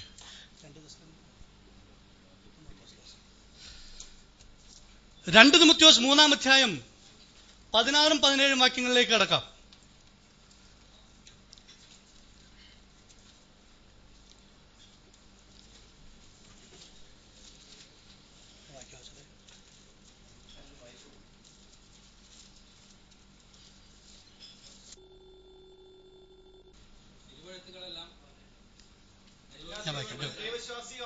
ദൈവത്തിന്റെ മനുഷ്യൻ സകല സൽപ്രവൃത്തിക്കും വകപ്രാപിച്ച് തികഞ്ഞവനാകാൻ ഉപദേശത്തിനും ശാസനത്തിനും ഗുണീകരണത്തിനും നീതിയിലെ അഭ്യാസത്തിനും പ്രയോജനമുള്ളത് ആകുന്നു. വളരെ കൃത്യമായി തിരുവെഴുത്തുകൾ ദൈവശ്വാസീയമാണ്, ദൈവികമാണ് എന്ന് വളരെ കൃത്യമായിട്ട് ഇവിടെ എഴുതിയിരിക്കുക. വേറൊരു വാക്യം നോക്കുക. 2 പത്രോസ് 1-ാം അധ്യായം 20-21 വാക്യങ്ങൾ. തിരുവെഴുത്തിലെ പ്രവചനമൊന്നും സ്വയമായ വ്യാഖ്യാനത്താൽ ഉളവാകുന്നതല്ല എന്ന് ആദ്യം തന്നെ അറിഞ്ഞുകൊള്ളണം. പ്രവചനം ഒരിക്കലും മനുഷ്യന്റെ ഇഷ്ടത്താൽ വന്നതല്ല, ദൈവകൽപ്പനയാൽ മനുഷ്യർ പരിശുദ്ധാത്മ നിയോഗം പ്രാപിച്ചിട്ട് സംസാരിച്ചതത്രേ. എന്ന് തന്നെയല്ല, ദൈവികമാണെന്നതിന് എത്ര പ്രാവശ്യം വേദപുസ്തകം പറയണം? ഏകദേശം 3800 പ്രാവശ്യം ദൈവം അരുളി ചെയ്യുന്നു എന്ന് വേദപുസ്തകത്തിൽ തന്നെ കൊടുത്തിട്ടുണ്ട്. യഹോവയായ ദൈവം കൽപ്പിച്ചു എന്ന് പറഞ്ഞിട്ടുണ്ട്. ഇത്രയും പ്രാവശ്യം ദൈവം തന്നെ കൽപ്പിച്ചു എന്ന് വ്യക്തമാക്കുന്ന, ദൈവശ്വാസീയമാണെന്ന് വ്യക്തമാക്കുന്ന ഈ പുസ്തകത്തിൽ വേദപുസ്തകം ദൈവശ്വാസീയമാണ്, ദൈവദത്തമാണെന്നുള്ളതിന് അതാണ് തെളിവെങ്കിൽ ആ തെളിവും ഇവിടെ നിരത്തുകയാണ്. ക്രൂശീകരണ സമയത്ത് ഏലി ഏലി ലമ്മ ശബക്താനി എന്ന് പറഞ്ഞുവെന്നും മറ്റൊരു ഭാഗത്ത് അവൻ പൊട്ടിക്കരഞ്ഞ് പ്രാണനെ വിട്ടൊന്ന് നിവൃത്തിയായി എന്ന് പറഞ്ഞു എന്നും പറയുന്നു. അപ്പോൾ ഏതാണ് ശരി, ഏതാണ് തെറ്റ്, ഏതാണ് അവസാനം പറഞ്ഞത് എന്ന് അദ്ദേഹം ചോദിക്കുകയാണ്. ഇന്ന് മാത്രമല്ല, ഇതുപോലെയുള്ള അനേക ചോദ്യങ്ങൾ ഉപവിഭാഗങ്ങളായിട്ടുണ്ട്. സുവിശേഷങ്ങളിലുള്ള വ്യത്യസ്തങ്ങളായ വൈരുദ്ധ്യങ്ങളായിട്ട് അവ എടുത്തു കാണിക്കാറുണ്ട്. അതിന്റെ ഒരു ഉദാഹരണം മാത്രം അദ്ദേഹം പറഞ്ഞു എന്ന് ഞാൻ കരുതുകയാണ്. എന്താണ് ഈ സുവിശേഷകന്മാർ ചെയ്യുന്നത്? വാസ്തവത്തിൽ യേശുക്രിസ്തുവിനെ കുറിച്ച് പറയുവാൻ ദൈവത്തിന് ഒരു വ്യക്തിയോട് പറഞ്ഞാൽ മതിയായിരുന്നു, ഒരു വ്യക്തി മാത്രം എഴുതിയാൽ മതിയായിരുന്നു. പക്ഷേ യേശുക്രിസ്തുവിനെ കുറിച്ച് 4 വ്യത്യസ്ത വ്യക്തികൾ 4 വ്യത്യസ്ത വീക്ഷണ കോണുകളിലൂടെ എഴുതുകയാണ് വേദപുസ്തകം എടുത്തത്. ഉദാഹരണത്തിന് പല വേദികളിലും ഇതേ ഉദാഹരണം ഉപയോഗിക്കുന്നതായും ഞാൻ കാണുകയുണ്ടായി. ഒരു സംഭവത്തെക്കുറിച്ച് 4 പത്ര റിപ്പോർട്ടുകൾ നാം കണ്ടാൽ, ഇന്ന് രാവിലത്തെ മനോരമ പത്രവും മാതൃഭൂമി പത്രവും മംഗളവും എല്ലാം ഒന്ന് എടുത്തു വായിച്ചു നോക്കിയാൽ മതി. വ്യത്യസ്തമായ വീക്ഷണ കോണുകളിലൂടെ ഓരോ പത്രക്കാരനും ആ സംഭവത്തെ എഴുതുന്നതായിട്ട് നമുക്ക് കാണാൻ കഴിയും. അങ്ങനെ എഴുതുമ്പോൾ ആ 4 പത്രക്കാരുടെയും ആശയവും ആ സംഭവവും ഒന്ന് തന്നെയായിരിക്കും. അതിൽ യാതൊരു വ്യത്യാസവും വരുന്നില്ല. അങ്ങനെ വരുന്ന ചില വ്യത്യസ്തമായ വീക്ഷണകോണുകൾ മാത്രമാണ് ഇവയെന്ന് നമുക്ക് കാണാൻ കഴിയും. അപ്പോൾ ശരിയായ ചിത്രം എങ്ങനെ കിട്ടും? ശരിയായ ചിത്രം കിട്ടണമെങ്കിൽ ഈ 4 സുവിശേഷവും ഒരുപോലെ വായിക്കുക. ഈ 4 സുവിശേഷവും വായിച്ചാൽ, ഇവ ഒന്നിച്ചു കൂട്ടിവെച്ചാൽ ശരിയായ ഒരു ചിത്രം നമുക്ക് കിട്ടുവാൻ കഴിയും. ഈ 2 കാര്യവും യേശുക്രിസ്തു പറഞ്ഞതാണ്. ഏലി ഏലി ലമ്മാ ശബക്താനി എന്ന് യേശുക്രിസ്തു പറയുകയുണ്ടായി. എല്ലാം നിവൃത്തിയായി എന്ന് അവൻ പറഞ്ഞ് അവൻ പ്രാണനെ വിടുകയുണ്ടായി. ഇത് രണ്ടും 2 വ്യത്യസ്ത വ്യക്തികളിൽ നിന്ന് മനസ്സിലാക്കുകയും അവയെ കൂട്ടി യോജിപ്പിച്ചാൽ അവ ഒരുമിച്ച് കിട്ടുകയും ചെയ്യും എന്ന് നമുക്ക് മനസ്സിലാക്കാം. അതുകൊണ്ട് തന്നെ ഈ ഗണത്തിൽപ്പെടുന്ന എല്ലാ ചോദ്യങ്ങളും ഒറ്റ വാക്കിൽ ഞാൻ ഉത്തരം പറയാൻ താല്പര്യപ്പെടുകയാണ്. ബൈബിളിലെ സുവിശേഷങ്ങളുടെ ഏറ്റവും വലിയ അപ്രമാദിത്വം അതിന് തന്നെ തെളിവാണ്. 4 വ്യത്യസ്ത വ്യക്തികൾ ഒരേ സംഭവത്തെ ഒരേ രീതിയിൽ കണ്ടുകൊണ്ട് എഴുതുന്ന, ഒരേ സംഭവത്തെ പല രീതിയിൽ അവരുടേതായ വീക്ഷണങ്ങളിൽ നിന്ന് എഴുതുന്ന ഒരു വലിയ സമുച്ചയമാണ് വേദപുസ്തകത്തിലെ 4 സുവിശേഷങ്ങളിലൂടെ നമ്മൾ കാണുന്നത്.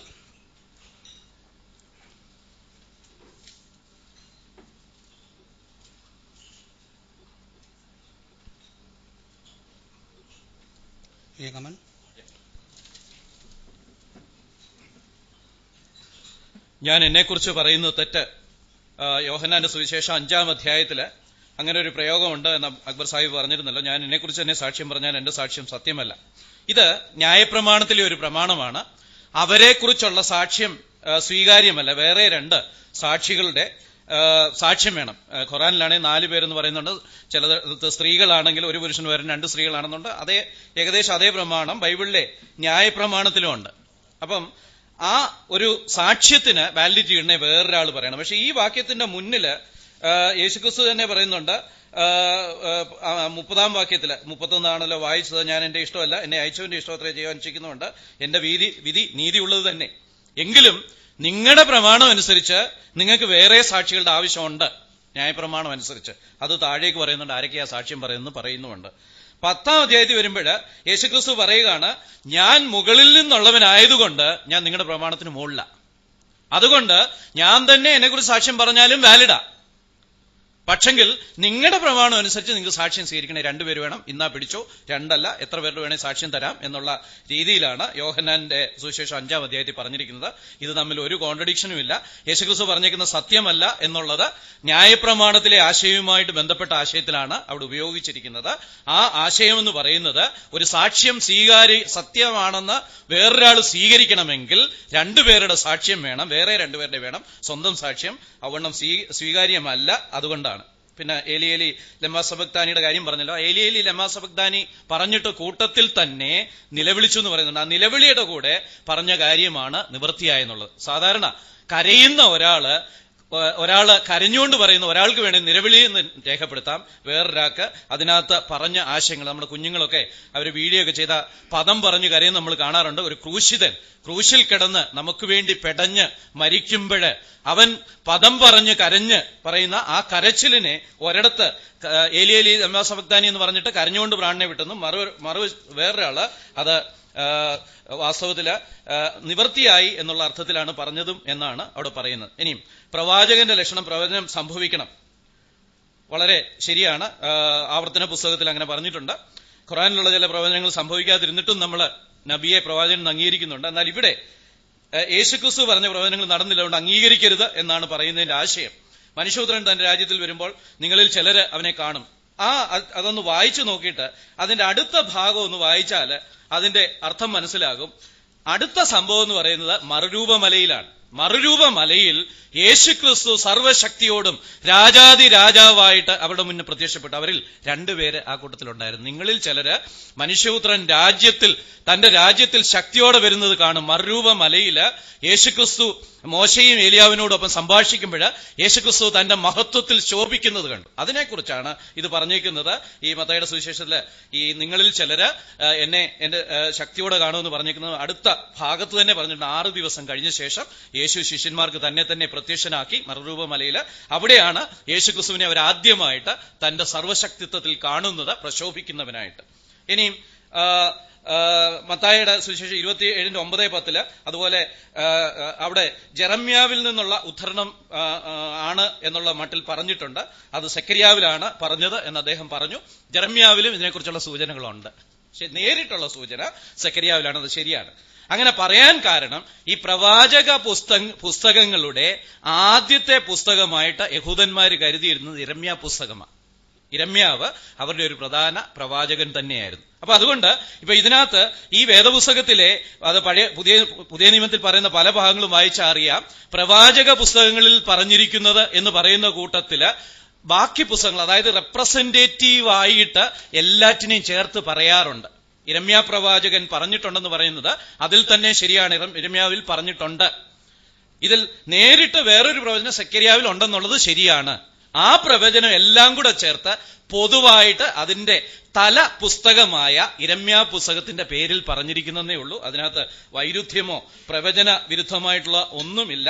അത് ദൈവവചനം തന്നെയാണ്. അതിനകത്ത് വൈരുദ്ധ്യം വരാൻ സാധിക്കത്തില്ലല്ലോ. ഇനി നിങ്ങൾ ദേവന്മാർ എന്ന് ഞാൻ പറഞ്ഞിട്ടുണ്ട്. സങ്കീർത്തനം 85-86 ഒരു ഉദ്ധരണിയാണത്. പഴയ നിയമത്തെ പൊതുവെ പ്രവാചകന്മാരെന്ന അല്ലെങ്കിൽ എന്നുള്ള രീതിയിൽ പറയുന്ന ഒരു രീതിയുണ്ട്. കാരണം പഴയ നിയമത്തിൽ ഉൽപ്പത്തി പുസ്തകം തൊട്ട് എല്ലാ ഭാഗങ്ങളിലും പ്രവചനങ്ങൾ കാണുന്നുണ്ട്. ഉൽപ്പത്തി പുസ്തകത്തില് സ്ത്രീയുടെ സന്തതി സർപ്പത്തിന്റെ തലയെ തകർക്കും എന്നുള്ള തൊട്ട് പ്രവചനങ്ങളുണ്ട്. അപ്പൊ ആ അർത്ഥത്തില് എല്ലാ പുസ്തകങ്ങളും പ്രവചന പുസ്തകങ്ങളാണ്. മാത്രമല്ല എല്ലാ പുസ്തകങ്ങളിലും ന്യായപ്രമാണത്തിന്റെ അംശങ്ങളും കാണുന്നുണ്ട്. അപ്പൊ അതുകൊണ്ട് പൊതുവായിട്ട് വേദപുസ്തകത്തിന്റെ പുസ്തകങ്ങളെ പ്രവചന പുസ്തകങ്ങളെന്നും ന്യായപ്രമാണ പുസ്തകങ്ങളെന്നും പിന്നീട് റെഫർ ചെയ്യുന്നുണ്ട്. അതുകൊണ്ട് അതിനകത്ത് വൈരുദ്ധ്യമൊന്നുമില്ല. ഇനി ലൂക്കോസിന്റെ പുസ്തകത്തില് മോശയുടെ പുസ്തകവും പ്രവാചകന്മാരുടെ പുസ്തകത്തിലും യേശുക്രിസ്തുവിന്റെ പീഡനത്തെക്കുറിച്ച് എവിടെയാ രേഖപ്പെടുത്തിയിരിക്കുന്നതെന്ന് ചോദിച്ചു. അക്ബർ സാഹിബ് ബൈബിൾ ഒന്നുകൂടെ കൃത്യമായിട്ടൊന്ന് വായിക്കുന്നത് നല്ലതായിരിക്കും. ആയിരക്കണക്കിന് ലക്ഷക്കണക്കിന് മൃഗങ്ങള് യെരുശലേമിൽ കൊല ചെയ്യപ്പെട്ട് അവരുടെ രക്തം യെരുശലേമിന്റെ തെരുവീതികളിലൂടെ ഒഴുകിയത് മുഴുവനും യേശുക്രിസ്തുവിനെയാണ് കാണിക്കുന്നത്. നമ്മുടെ പാപങ്ങൾക്ക് വേണ്ടി കാലപൂർത്തിയില് നമുക്ക് വേണ്ടി പകരമായിട്ട് മരിക്കാൻ വന്ന യേശുക്രിസ്തുവിന്റെ ആ നിത്യയാഗത്തെ കാണിക്കുന്ന ടൈപ്പുകളായിരുന്നു. അത് പുതിയ നിയമത്തിൽ ധാരാളം സ്ഥലങ്ങളിൽ ടൈപ്പോളജിയെ കുറിച്ചുള്ള ഇതുണ്ട്. ടൈപ്പോളജിയെ കുറിച്ചുള്ള പുസ്തകങ്ങളുണ്ട്, വേണമെങ്കിൽ തരാവുന്നതാണ്. ടൈപ്പോളജിയില് ഈ യാഗങ്ങൾ മുഴുവൻ യേശുക്രിസ്തുവിനെ കാണിക്കുന്ന യാഗങ്ങളായിരുന്നു. ഈവൻ നമ്മൾ ആചരിക്കുന്ന ബക്രീദ് പോലും, അന്ന് അറുക്കപ്പെട്ട കുഞ്ഞാട് പോലും ചരിത്രത്തിൽ വരാനിരിക്കുന്ന യേശുക്രിസ്തുവിന്റെ യാഗത്തെയാണ് കാണിക്കുന്നത്. ടൈപ്പോളജി എന്നാണ്. അത് വളരെ ഡെവലപ്ഡ് ആയിട്ടുള്ള ഒരു തിയോളജിക്കൽ ബ്രാഞ്ചാണ്. അത് എന്തേലും കോൺട്രഡിക്ഷൻ ആണ് എന്ന് പറയുന്നതിൽ പ്രത്യേകിച്ച് കാര്യമില്ല. ഇനി മോശയുടെ പുസ്തകത്തിലും പ്രവാചകന്മാരുടെ പുസ്തകത്തിലും പീഡനം എഴുന്നേൽപ്പും പിന്നെ ഭൂമിയുടെ തൂണിനെ കുറിച്ച് പലയിടത്തും പറയുന്നുണ്ട്. ഇതേ ആശയം ഖുറാനിലും ഉണ്ട്. നമ്മൾ ഒരുപോലെ പറയുന്നുണ്ട്. എന്നാൽ ഈ ഭൂമി എന്നുള്ളതിന് ഉപയോഗിച്ചിരിക്കുന്ന മണ്ണെന്നാണ്. ഇതിന് അടിസ്ഥാനങ്ങളുണ്ട്, പാളികളുണ്ട്. ഒന്നിനു മുകളിൽ ഒന്നായിട്ട് ടെക്ടോണിക് പാടികളായിട്ട് അടിസ്ഥാനം ഇട്ട് തന്നെ ഇതിന് വെച്ചേക്കുന്നത്. അപ്പൊ ഭൂമിക്ക് മണ്ണിന് അടിസ്ഥാനം ഉണ്ടെന്ന് പറഞ്ഞാൽ മണ്ണിന് അടിസ്ഥാനമുണ്ട്. അത് അപൂർവമായിട്ടുള്ള പ്രക്രിയകൾ വഴിയേ അത് ചേഞ്ച് ചെയ്യപ്പെടാറുള്ളൂ, അല്ലെങ്കിൽ അത് വളരെ സ്റ്റേബിളുമാണ്. അപ്പം ഭൂമിക്ക് അടിസ്ഥാനമുണ്ട്.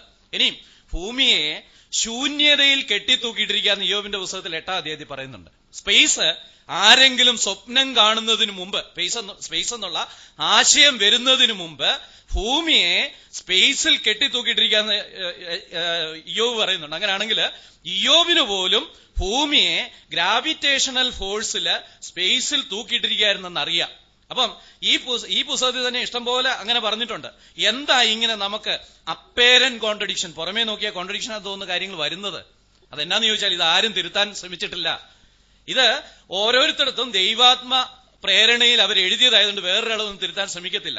നിങ്ങൾ തന്നെ പറയുന്നു ഇവിടെയുള്ള ഈ ചെറിയ ചെറിയ കറക്ഷൻസ് ആരെങ്കിലും ബുദ്ധി ഉപയോഗിച്ച് ഇത് എഴുതുന്നത്. ഇപ്പം യോശുവയുടെ കാര്യം പറഞ്ഞു, യോശുവ 14 എന്ന് പറഞ്ഞിട്ട് 15 ആയിപ്പോയി. അങ്ങനെ ആരെങ്കിലും എഴുതുവോ? എഴുതത്തില്ല.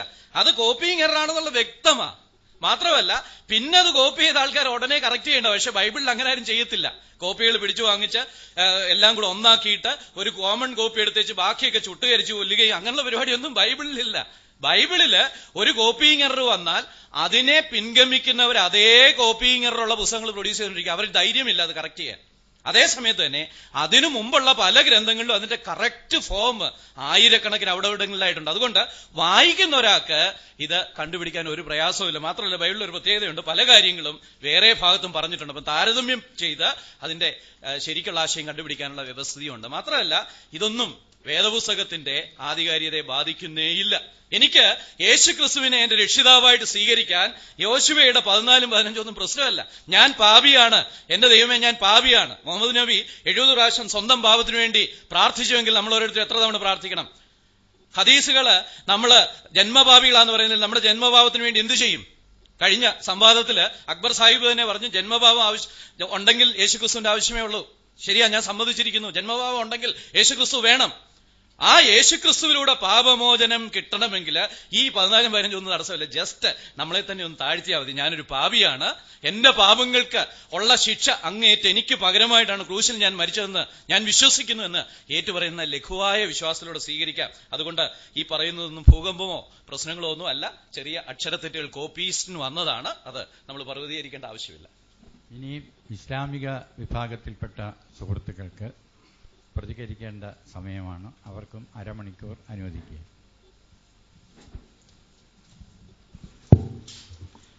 അസ്സലാമു അലൈക്കും വറഹ്മത്തുള്ളാഹി. ബിസ്മില്ലാഹിർ റഹ്മാനിർ റഹീം. അൽഹംദുലില്ലാഹി റബ്ബിൽ ആലമീൻ. അസ്സലാത്തു വസ്സലാമു അലാ അഷ്റഫിൽ മുർസലീൻ വഅലാ ആലിഹി വഅസ്ഹാബിഹി അജ്മഈൻ. അമ്മാ ബഅദ്. അഊദു ബില്ലാഹി മിനശ് ശൈത്വാനിർ റജീം. ബിസ്മില്ലാഹിർ റഹ്മാനിർ റഹീം. യാ അഹ്ലൽ കിതാബ് ലിമ തൽബിസൂനൽ ഹഖ്ഖ ബിൽ ബാതിൽ വതക്തുമൂനൽ ഹഖ്ഖ വഅൻതും തഅലമൂൻ. പരിശുദ്ധ ഖുർആനിലെ 3-ാം അധ്യായത്തിലെ 71-ാമത്തെ വചനമാണ് ഞാൻ ഓതിയത്. വേദക്കാരെ, എന്തിനാണ് സത്യം മറച്ചുവെക്കുകയും സത്യവും അസത്യവും തമ്മിൽ കൂട്ടിക്കുഴക്കുകയും ചെയ്യുന്നത്? നിങ്ങൾ അറിഞ്ഞുകൊണ്ട്. ഖുർആന്റെ വചനം അതാണ്, വചനത്തിന്റെ അർത്ഥം അതാണ്. രണ്ടുപേരും കൂടി ഏറെ പ്രയാസപ്പെട്ടിട്ടും മുയലിനെ പദം കിട്ടണില്ല, മുയലിനെ അയവിറപ്പിക്കാൻ കഴിയുന്നില്ല എന്നത് പ്രയാസകരമായ കാര്യം തന്നെ. ബഹുമാന്യനായ James Joseph sir, James Varghese sir, അദ്ദേഹത്തിന് IAS പഠിച്ച എല്ലാ 18 അടവും പയറ്റിയിട്ടും സംഗതി പ്രയാസത്തെ തന്നെ. ഞാൻ വിഷയങ്ങൾ പറയാം സാറല്ലേ. ഇവിടെ ഞാൻ അവതരിപ്പിക്കപ്പെട്ട വിഷയത്തിൽ, ഞാൻ അവതരിപ്പിച്ച കാര്യത്തിൽ 10 പോയിന്റുകൾ പറഞ്ഞതിൽ ആകെ 2-3 കാര്യങ്ങളാണ് ഇവിടെ വിശദീകരണത്തിന് വേണ്ടി ഇട്ടിട്ടുള്ളത്. ഒന്നാമത്തേത് മത്തായിയും ലൂക്കോസും നൽകുന്ന വംശാവലിയുമായി ബന്ധപ്പെട്ടതാണ്. മത്തായി യോസഫിന്റെ വംശാവലിയും ലൂക്കോസ് മറിയയുടെ വംശാവലിയും നൽകിയെന്ന്. ഇത് വെറും കളവാണ്. കാരണം അങ്ങനെ ബൈബിളിലില്ല. ബൈബിളിൽ വളരെ വ്യക്തമായി പറയുന്ന കാര്യം,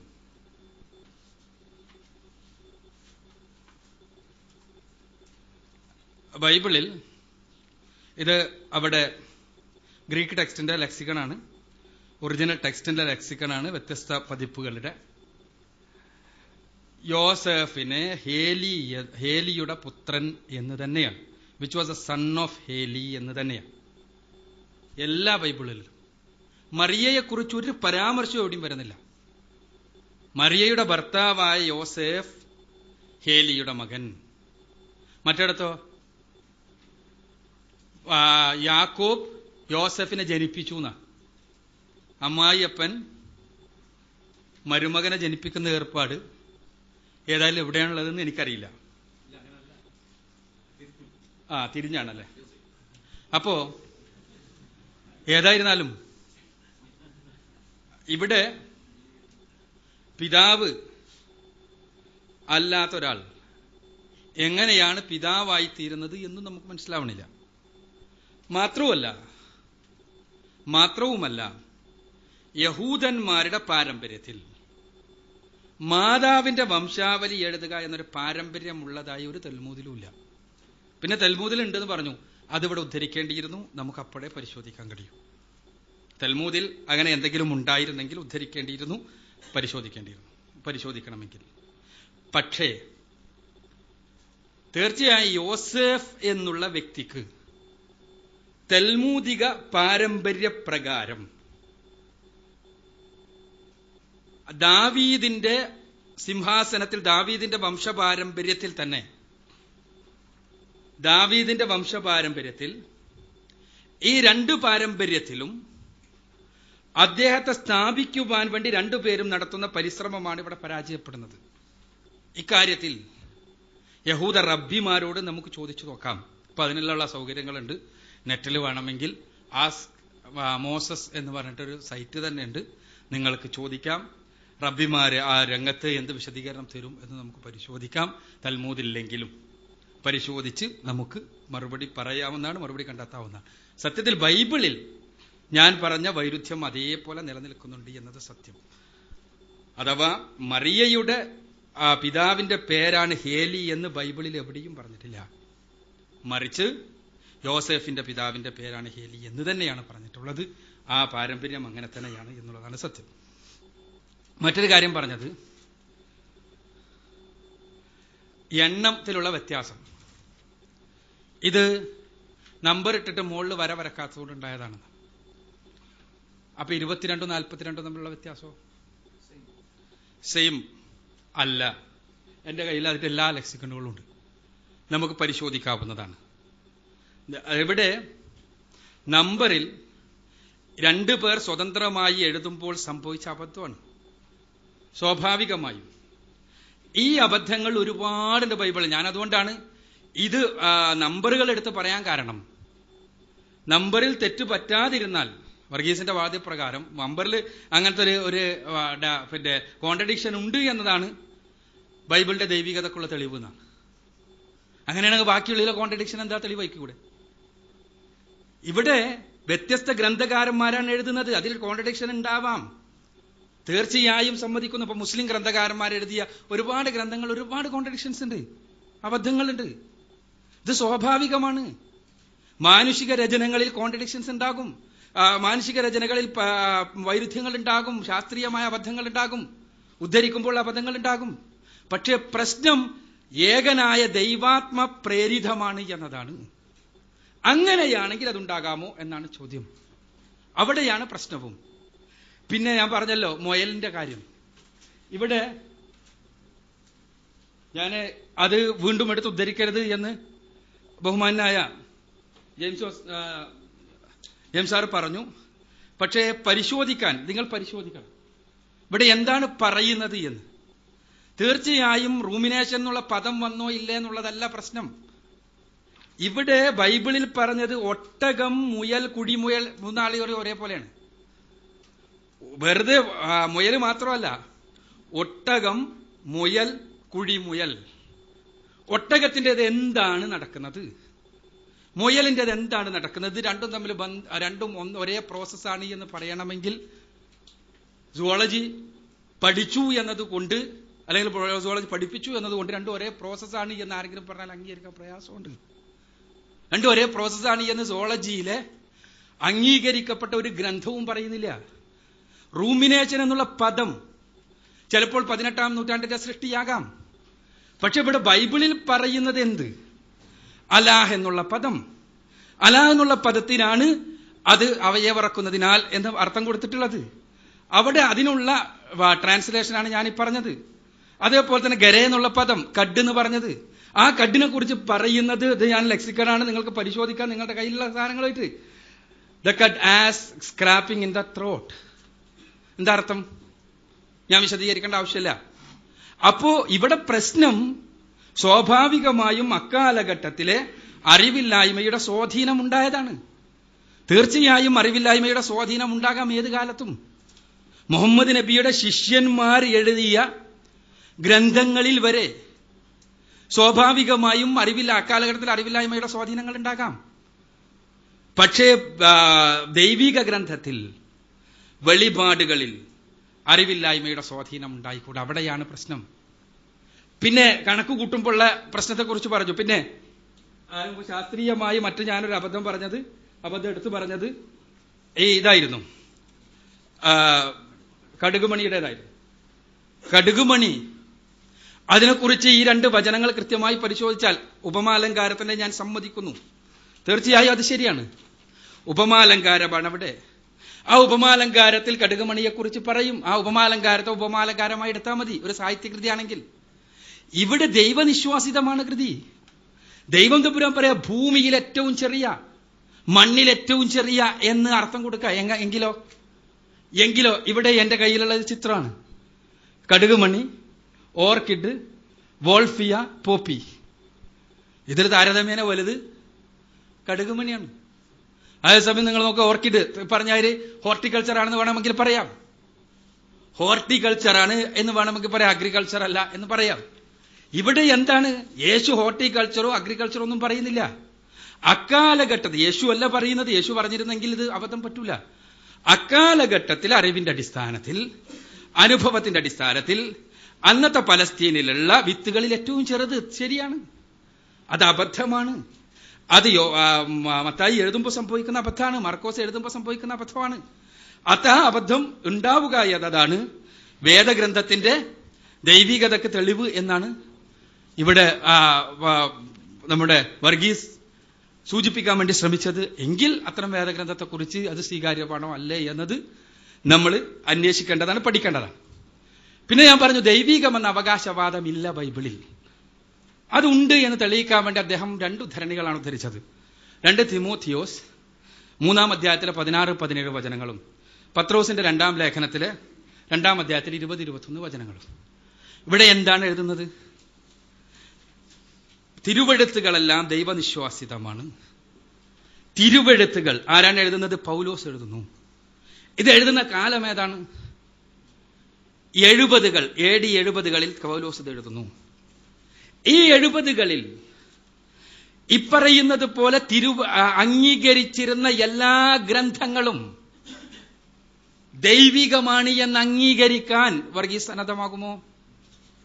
അന്ന് അംഗീകരിക്കപ്പെട്ടിരുന്ന ഒരുപാട് ഗ്രന്ഥങ്ങൾ AD 90-ൽ ഉണ്ടായി എന്ന് പറയുന്ന യാംനിയ കൗൺസിൽ, യഹൂദന്മാരുടെ, അതിനു മുൻപാണ് ഈ എഴുത്ത്. യാംനിയ കൗൺസിൽ മാത്രമല്ല, അതിനുശേഷം AD 4-5 നൂറ്റാണ്ടുകൾ വരെ ഷപ്പേർഡിന്റെ ഹെർമാസിന്റെ ഇടയൻ വരെ മുതൽ ഉള്ള ഒരുപാട് ലേഖനങ്ങൾ, ബർണബാസിന്റെ ലേഖനം മുതൽ പല ലേഖനങ്ങളും ദൈവികമാണ് എന്ന് വിചാരിച്ച് അംഗീകരിച്ച് ആദരിച്ചു പോന്നു. പിന്നെ എന്തിനൊഴിവാക്കി? ഇവിടെ അടിസ്ഥാനപരമായ പ്രശ്നം കാനോനികത്വം പ്രശ്നമാകുന്നത് അവിടെയാണ്. ഞാൻ എന്റെ സംസാരത്തിൽ കാനോനികത്വത്തിലേക്ക് കടന്നിട്ടില്ല. ഇവിടെ എന്താണ്? യേശുക്രിസ്തു പഠിപ്പിച്ച പാഠങ്ങൾക്ക് വിരുദ്ധമായി എഴുതപ്പെട്ട ലേഖനങ്ങൾ, അതാണ് ഇന്നത്തെ ലേഖനങ്ങളിൽ ആദ്യമായി ക്രൈസ്തവ സഭയുടെ അടിസ്ഥാന തത്വങ്ങളായി ഭവിച്ചത്. അത് പൗലോസിന്റെ ലേഖനങ്ങളാണ്. ഇവിടെ ക്ലെമന്റിന്റെ ലേഖനത്തെക്കുറിച്ച് പറഞ്ഞു. ക്ലെമന്റിന്റെ ലേഖനത്തിൽ ഉദ്ധരിച്ചിരിക്കുന്നത് മുഴുവനും പൗലോസിന്റെ ലേഖനങ്ങളിൽ നിന്നാണ്. അതേ പരിശോധിക്കാൻ നമുക്ക്. ക്ലെമന്റിന്റെ ലേഖനങ്ങൾ ലഭിച്ചിരിക്കുന്ന ലേഖനങ്ങൾ ഇന്ന് ഇന്റർനെറ്റിൽ ലഭ്യമാണ്. ഉദ്ധരിച്ചിരിക്കുന്നത് മുഴുവനും പൗലോസിൽ നിന്നാണ്. ഞാൻ പറയുന്നത്, യേശു പഠിപ്പിച്ച സന്ദേശം ഈ സുവിശേഷങ്ങളുടെ അടിസ്ഥാനത്തിൽ ക്രോഡീകരിക്കാൻ വേണ്ടി ശ്രമിച്ചപ്പോ FF ബ്രൂസ്, അദ്ദേഹത്തിന്റെ പ്രസിദ്ധമായ ക്രൈസ്തവ ഗ്രന്ഥകാരനും ക്രൈസ്തവ അപ്പോളജിറ്റുകളിൽ ഒന്നാമൻ എന്ന് പറയാവുന്ന വ്യക്തിയുമായ FF ബ്രൂസ്, ന്യൂ ടെസ്റ്റ്മെന്റിനെ കുറിച്ച് അദ്ദേഹം എഴുതിയ ഗ്രന്ഥത്തിൽ വളരെ വ്യക്തമായി സൂചിപ്പിക്കുന്ന കാര്യമുണ്ട്. ഇതിന്റെ അടിസ്ഥാനത്തിൽ യേശു പ്രസംഗിച്ച സുവിശേഷത്തെ അന്വേഷിക്കാൻ വേണ്ടി ഒരു ശ്രമം നടത്തിയപ്പോ സ്രോതസ് കിട്ടി. കൊല്ലെ. ഈ കൊല്ലെ എന്ന സ്രോതസ് ഇപ്പോഴുള്ള ബൈബിളിന്റെ അടിസ്ഥാനത്തിൽ തന്നെ ക്രോഡീകരിച്ചപ്പോ അതിൽ ക്രൂശീകരണമില്ല, അതിൽ ഉയിർത്തെഴുന്നേൽപ്പില്ല. പഴയ പ്രവാചകന്മാരുടെ ഗ്രന്ഥത്തെ പോലെ യേശുവിന്റെ സുന്ദരമായ ഉപദേശങ്ങൾ അത് അരാമിക്കിലേക്ക് ട്രാൻസ്ലേറ്റ് ചെയ്തപ്പോ, അദ്ദേഹം എഴുതുകയാണ്, ഞാൻ പറയുന്നല്ല, അത് അരാമിക്കിലേക്ക് ട്രാൻസ്ലേറ്റ് ചെയ്തപ്പോ പഴയ നിയമത്തിലെ പ്രവാചക ഗ്രന്ഥങ്ങളെ പോലെയുള്ള സുന്ദരമായ പദ്യാത്മകമായ ശകലങ്ങളാണ് ലഭിച്ചത്. നമ്മൾ പറയുന്നത് അത് തന്നെയാണ്. അത് എവിടെ പോയി? അതാര് കളഞ്ഞു? എന്തേ നഷ്ടപ്പെട്ടത്? ആരാണ് അത് നഷ്ടപ്പെടുത്തിയത്? അത് തന്നെയാണ് പ്രശ്നം. അത് തന്നെയാണ് പ്രശ്നം. യേശു പഠിപ്പിച്ച സുവിശേഷം അത് നഷ്ടപ്പെടുത്തുകയും അതിനു മേലെ പൗലോസിന്റെ ലേഖനങ്ങളുടെ ആധിപത്യം സ്ഥാപിച്ചുകൊണ്ട് അതിനുശേഷം ഉണ്ടായ സുവിശേഷങ്ങൾ, അതാണ് നമ്മുടെ കയ്യിലുള്ളത്. അതാ പറഞ്ഞത് ഫവൈലുൽ ലഹും മിമ്മാ കതബത് ഐദീഹിം, നിങ്ങൾ സ്വന്തം കൈകൊണ്ട് ഗ്രന്ഥം എഴുതിണ്ടാക്കി, എന്നിട്ട് അത് ദൈവികാണെന്ന് പറഞ്ഞു. അതാണ് നാശം, അതാണ് തെറ്റ്. പിന്നെ ഇതൊന്നും വേണമെന്നില്ല, മറിച്ച് യേശുവിന്റെ ക്രൂശീകരണത്തിൽ യേശുവിൽ പാപം ഏറ്റു പറഞ്ഞ് എളിമപ്പെട്ടാൽ മതി. ഇതാണ് ജെയിംസ് വർഗീസ് സാറുടെ പ്രശ്നം. അത് തന്നെയാണ് നമ്മൾ പറയുന്നത്. ഈ ആശയം ആര് പഠിപ്പിച്ചു? ഈ ആശയം പഠിപ്പിച്ചത് യേശുവാണോ അതോ പിൽക്കാലഘട്ടത്തിലാണോ? ഞാൻ അതിലേക്ക് പോകുന്നില്ല, കാരണം എന്റെ വിഷയത്തിൽ നിന്ന് സ്കിപ്പ് ചെയ്ത് പോകും. ഞാൻ ആ വിഷയം എടുത്തിട്ടില്ലാന്ന് തീരുമാനിക്കുക, കാരണം സ്വാഭാവികമായിട്ടും ഇനി അതുമ കെട്ടി തിരിഞ്ഞിട്ട് നമ്മുടെ വിഷയത്തിൽ നിന്ന് മറക്കാൻ വേണ്ടിയുള്ള ശ്രമം വരും. തീർച്ചയായും ഇവിടെ വർഗീസ് പറഞ്ഞതുപോലെ ഞാൻ അംഗീകരിക്കുന്നു, 3500-ലേറെ തവണ ദൈവം കൽപ്പിച്ചു, ദൈവം പറഞ്ഞു എന്നതുണ്ട് ബൈബിൾ പഴയ നിയമത്തിൽ. തീർച്ചയായും ഞാൻ സമ്മതിക്കുന്നു. അത് തന്നെയാണ് പറഞ്ഞത്, ആ വചനങ്ങൾ ദൈവികമാണ്. ദൈവം പറഞ്ഞു എന്ന് പറയുന്ന വചനങ്ങൾ ദൈവികമാണ്. അതിലും എന്തെങ്കിലും കളങ്കങ്ങൾ ഉണ്ടായിട്ടുണ്ടോ എന്നറിയില്ല. പക്ഷേ ആ വചനങ്ങൾ 3500 ഉള്ളൂ. ആകെ ബൈബിളിൽ 3500 അല്ല. അവിടെയാണ് ദൈവിക വചനങ്ങളും മാനുഷിക വചനങ്ങളും കൂട്ടിക്കലർത്തി എന്ന് പറഞ്ഞത്. ഈ രണ്ട് കൂട്ടിക്കലർത്തലിനെ കുറിച്ച് സത്യത്തിൽ പൗലോസിനെ പോലുള്ള ആളുകൾ ബോധവാന്മാരായിരുന്നു. വിശുദ്ധ പൗലോസിനെ പോലെയുള്ള ആളുകൾ തങ്ങളുടെ ആശയങ്ങളെയും യേശുവിന്റെ ആശയങ്ങളെയും രണ്ടായി തന്നെ കണ്ടതായിരുന്നു, രണ്ട് ആദർശങ്ങളായി തന്നെ മനസ്സിലാക്കിയിരുന്നു. അദ്ദേഹം കൊരിന്ത്യർക്ക് എഴുതിയ 1-ാം ലേഖനത്തിൽ 7-ാം അധ്യായത്തിൽ 8 മുതൽ 16 വരെയുള്ള വചനങ്ങളിൽ പറയുന്നത് എന്താ? ഞാനല്ല, കർത്താവ് തന്നെ പറയുന്നു. കർത്താവല്ല, ഞാൻ തന്നെ പറയുന്നു. അപ്പൊ എന്താ?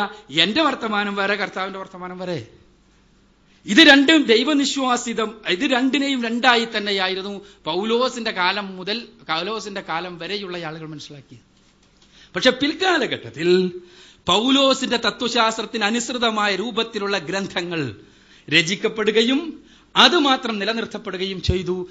പുരാതന കാലഘട്ടത്തിൽ അത് സ്വാഭാവികമാണ്. പിന്നെ ഗ്രന്ഥങ്ങളുടെ ആ വൈപുല്യത്തെക്കുറിച്ചെല്ലാം പറഞ്ഞു. യഥാർത്ഥത്തിൽ ഇന്ന് കാണുന്ന ബൈബിൾ പുസ്തകങ്ങൾ അതിനെത്ര കാലഘട്ടത്തിലെ പഴക്കമുണ്ട്, കാര്യങ്ങൾ നമ്മൾ പരിശോധിക്കേണ്ടതാണ്. അത്ര ഒരു വിഷയം കടന്നു വന്നിട്ടില്ലാത്തത് കൊണ്ട് നമുക്ക് ആ വിഷയത്തിലേക്ക് ഞാൻ കടക്കുന്നില്ല. പിന്നെ ഇവിടെ പറഞ്ഞത് യോഹന്നാൻ 5:31 യോഹന്നാൻ 8:14 തമ്മിലുള്ള വൈരുദ്ധ്യം പറഞ്ഞു. ഞാൻ എന്നെക്കുറിച്ച് സാക്ഷ്യം പറഞ്ഞാൽ ആ സാക്ഷ്യം സത്യമാണ് എന്ന് പറഞ്ഞത്, ഞാൻ എന്നെക്കുറിച്ച് സാക്ഷ്യം പറഞ്ഞാൽ ആ സത്യം സത്യമാവില്ല എന്ന് പറഞ്ഞത് ഒന്ന് എന്തായിരുന്നു? പഴയ നിയമം അനുസരിച്ച് ഉള്ള കാര്യം ഉദ്ധരിച്ചതാണ്. അല്ല, പഴയ നിയമത്തിന്റെ അടിസ്ഥാനത്തിലാണ് സംസാരിക്കുന്നത്. പക്ഷേ യേശു പറയുന്നത് എന്താ? ഞാൻ എന്നെക്കുറിച്ച് മാത്രം സാക്ഷ്യം പറഞ്ഞാൽ ആ സാക്ഷ്യം സത്യമാവില്ല. എന്നാൽ ഞാൻ എനിക്ക് സാക്ഷ്യം വഹിക്കുന്നു, എന്നെ അയച്ചവനായ പിതാവും എനിക്ക് സാക്ഷ്യം വഹിക്കുന്നു. അപ്പൊ ഞങ്ങൾ രണ്ടുപേരുണ്ട്. നേരത്തെ പറഞ്ഞ വിഷയം പോവാട്ടോ. ത്രിത്വം ഇല്ല, യേശു പഠിപ്പിച്ചതിൽ ത്രിത്വം ഇല്ല. പക്ഷേ ഞാൻ ആ വിഷയത്തിലേക്ക് പോകുന്നില്ല, വിഷയം മാറണ്ട. ത്രിത്വം നമുക്ക് വേറെ ചർച്ച ചെയ്യാം. എന്നെ അയച്ചവൻ സാക്ഷ്യം വഹിക്കുന്നു. അപ്പോ യഹൂദന്മാരുടെ മുന്നിൽ യേശു പറഞ്ഞത് എന്താ? ഞങ്ങൾ രണ്ടുപേരുടെ സാക്ഷ്യമുണ്ട് എനിക്ക്. ഈ രണ്ടുപേരുടെ സാക്ഷ്യം ഉള്ളത് കൊണ്ട് ഞാൻ പറഞ്ഞത് സത്യം. യേശു പിന്നീട് പറയുന്നതോ, എന്റെ സാക്ഷ്യം, എന്റെ മാത്രം സാക്ഷ്യം സത്യമാണ്. ഇത് വൈരുദ്ധ്യമാണ്. ഇതേപോലെ തന്നെ ക്രൂശീകരണത്തിന്റെ 4 പേർ കാണുമ്പോൾ സ്വാഭാവികമായിട്ടും വൈരുദ്ധ്യം ഉണ്ടാവൂലേ? ഉണ്ടാകും. ഇവിടെ വളരെ സമർത്ഥമായി ജെയിംസ് സാർ എന്ന് യോജിപ്പിക്കാൻ ശ്രമിച്ചു. പൊട്ടിക്കരഞ്ഞുകൊണ്ട് ഏലി ഏലി ലമ്മാ സബക്താനി എന്ന് പറഞ്ഞു. എന്നിട്ട് പിന്നെ തല ചായ്ച്ച് എല്ലാം നിവൃത്തിയായി എന്ന് ജീവൻ പിടിഞ്ഞു. അത് മത്തായി കണ്ടിട്ടില്ല. അവിടെയാണ് പ്രശ്നം. മറ്റേത് യോഹന്നാനും കണ്ടിട്ടില്ല. അതാണ് പ്രശ്നം. എന്താ മത്തായി പറയുന്നത്? എന്താ? യേശു പൊട്ടിക്കരഞ്ഞുകൊണ്ട് ജീവൻ വെടിഞ്ഞു എന്നാ. പിന്നെ തല ചായ്ക്കുന്നില്ല മത്തായിയിൽ. ജീവൻ വെടിഞ്ഞ് പൊട്ടിക്കരഞ്ഞുകൊണ്ട് ഏതാ ലേലിലമ്മ ശബക്താനി. മറ്റേത് പൊട്ടിക്കരച്ചിലില്ല. മറ്റോടത്ത് പറയുന്നത് എന്താ?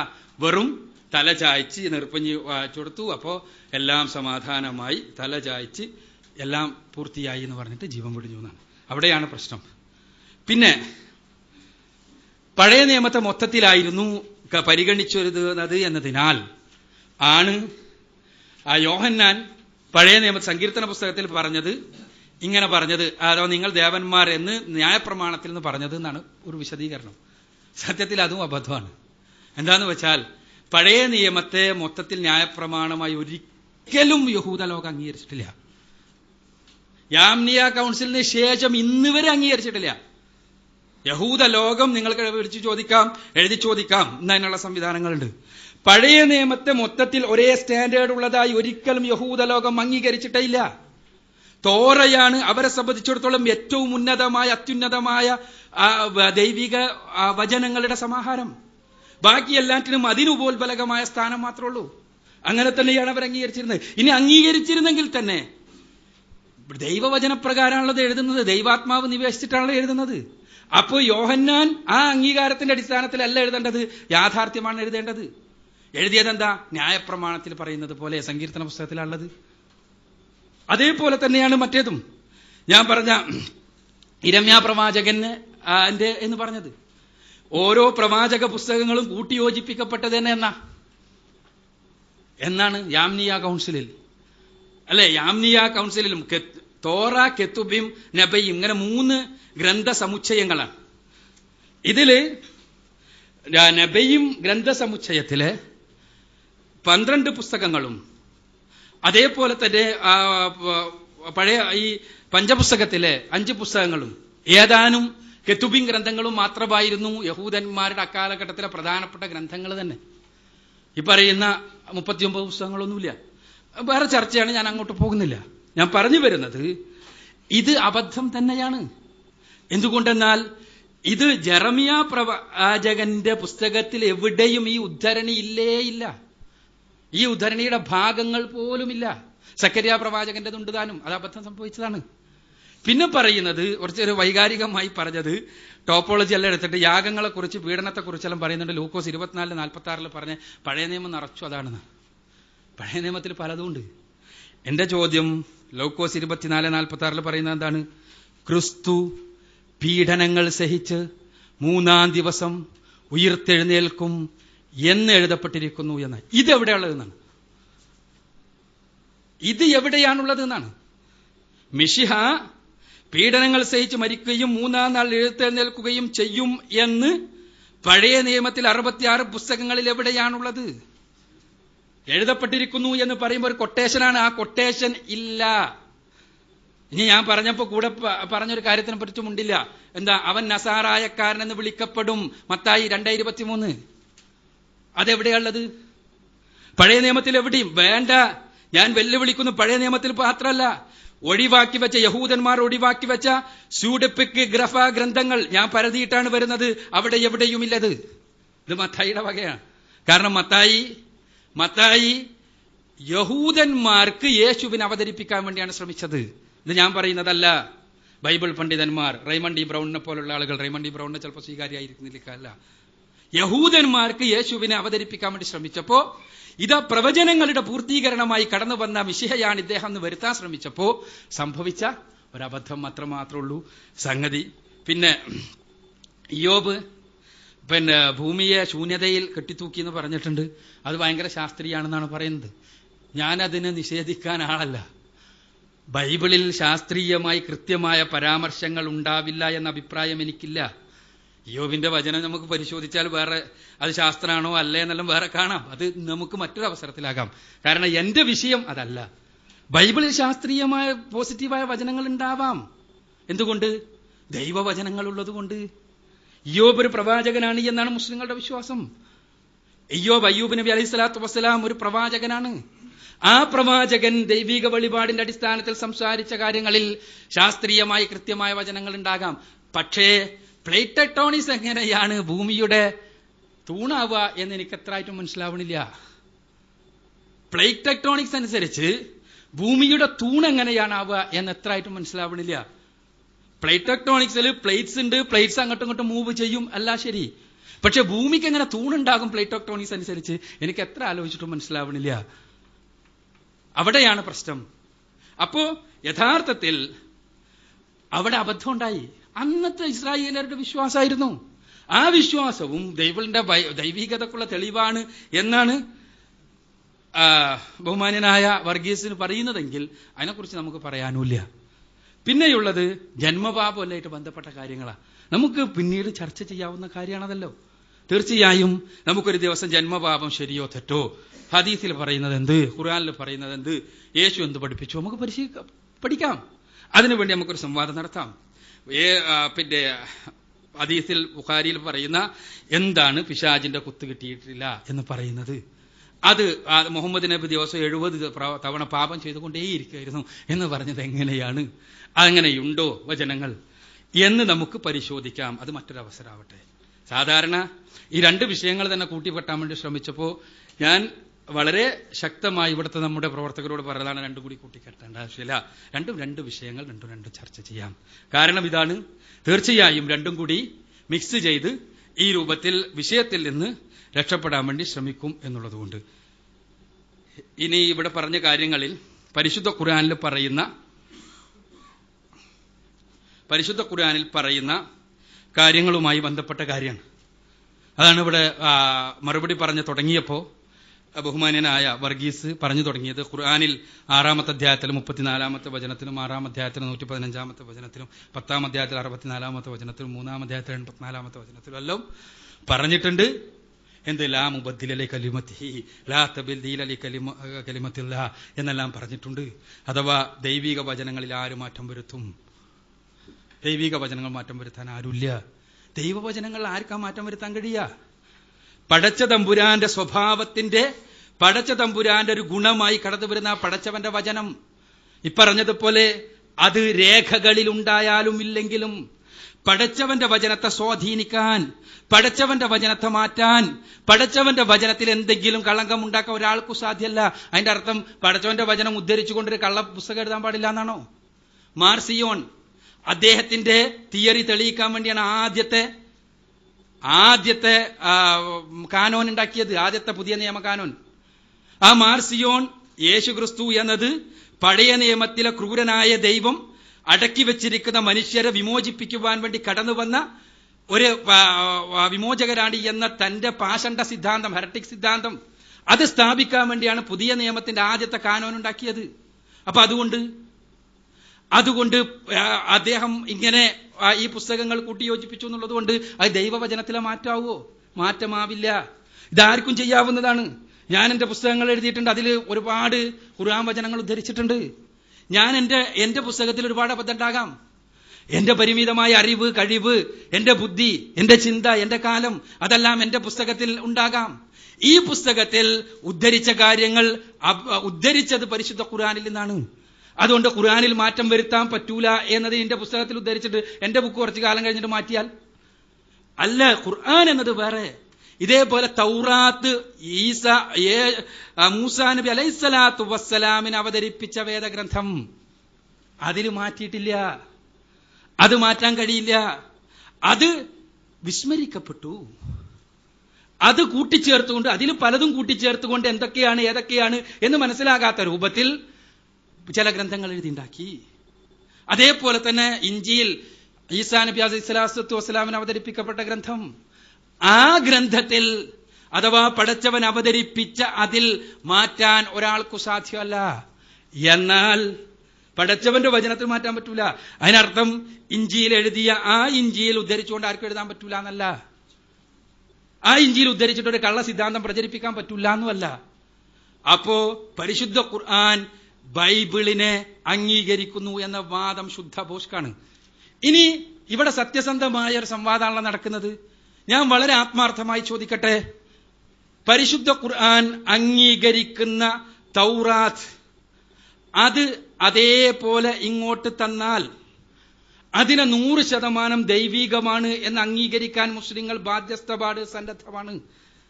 പരിശുദ്ധ ഖുർആൻ അംഗീകരിക്കുന്ന ഇഞ്ചീൽ അതിനെ തന്നാലും അതേപോലെ തന്നെ. എന്നാൽ ഇതേ രൂപത്തിൽ പരിശുദ്ധ ഖുർആനിലെ വചനങ്ങൾ ഉദ്ധരിച്ചുകൊണ്ട് ഇത് സ്ഥാപിക്കാൻ വേണ്ടി ശ്രമിക്കുന്ന ആളുകൾ പരിശുദ്ധ ഖുർആനിനെ അംഗീകരിക്കാൻ ഒരു തലത്തിലെങ്കിലും സന്നദ്ധമാകുമോ? ഇല്ലെങ്കിൽ അത് ഉദ്ധരിക്കുന്നതിന്റെ വസ്തുത എന്താണ്? അതിന് പിന്നിലുള്ള വികാരം എന്താണ്? മുസ്ലിങ്ങളെ തെറ്റിദ്ധരിപ്പിക്കുക എന്നല്ലാതെ മറ്റെന്തെങ്കിലും ഒരു താല്പര്യം അത്തരം പുസ്തകങ്ങൾക്ക് പിന്നിലുണ്ടോ? വർഗീസിന്റെ പുസ്തകം, വർഗീസും സിജോം കൂടി 2 പേരും കൂടി ഗവേഷണം നടത്തി എഴുതിയ പുസ്തകം, പല രംഗത്തും അബദ്ധകരമായ പരാമർശങ്ങളുണ്ട്. ഞാൻ അതിലേക്ക് കയറല്ല. പക്ഷെ ഞാൻ സൂചിപ്പിക്കുന്നത്, എന്തിനാണ് പരിശുദ്ധ ഖുർആനിലെ വചനങ്ങൾ ഉദ്ധരിച്ചുകൊണ്ട് ആ പരിശുദ്ധ ഖുർആൻ സത്യപ്പെടുത്തുന്നത് ഇത് തന്നെയാണ് എന്ന് സ്ഥാപിക്കാൻ വേണ്ടി ബുദ്ധിമുട്ടുന്നത്? ഖുർആനിനെ അംഗീകരിക്കുന്നുണ്ടോ? തിരിച്ച് ഞങ്ങൾ അംഗീകരിക്കുന്നു ബൈബിളിൽ ദൈവവചനം ഉണ്ട് എന്ന്. ഖുർആനിൽ ഒരു വചനമെങ്കിലും ദൈവികമായി ഉണ്ട് എന്ന് അംഗീകരിക്കുന്നുണ്ടോ? ഖുർആനിൽ ഒരൊറ്റ വചനമെങ്കിലും, ഇവർ ഉദ്ധരിക്കുന്ന വചനമെങ്കിലും മുഹമ്മദ് നബി സല്ലല്ലാഹു അലൈഹി വസല്ലം ദൈവികമാണ് എന്ന രൂപത്തിൽ തന്നെ തന്നതാണ് എന്ന് അംഗീകരിക്കാൻ സന്നദ്ധമാണോ? ഇല്ലെങ്കിൽ ആ ഉദ്ധരണിക്ക് പിന്നിലുള്ള ചേതോവികാരം എന്താണ്? ഞങ്ങൾ വീണ്ടും പറയുന്നു, ഞങ്ങൾ ബൈബിൾ ഉദ്ധരിക്കും. എന്തുകൊണ്ടെന്നാൽ ഞങ്ങളുടെ പ്രവാചകൻ മൂസാ നബി അലൈഹി സ്വലാത്തു വസ്സലാം അദ്ദേഹത്തിന് പടച്ച തമ്പുരാൻ അവതരിപ്പിച്ച വചനങ്ങൾ അതിലുണ്ട് എന്ന് ഞങ്ങൾ വിശ്വസിക്കുന്നു.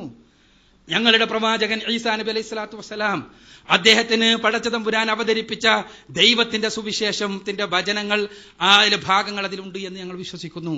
എന്നാൽ നിങ്ങളുടെ വചനങ്ങളും കൂടി ചേർന്നു, പൗലോസിന്റെ വചനങ്ങൾ കൂടി ചേർന്നു, യേശു പഠിപ്പിക്കാത്ത ആശയങ്ങൾ കടന്നു വന്നു.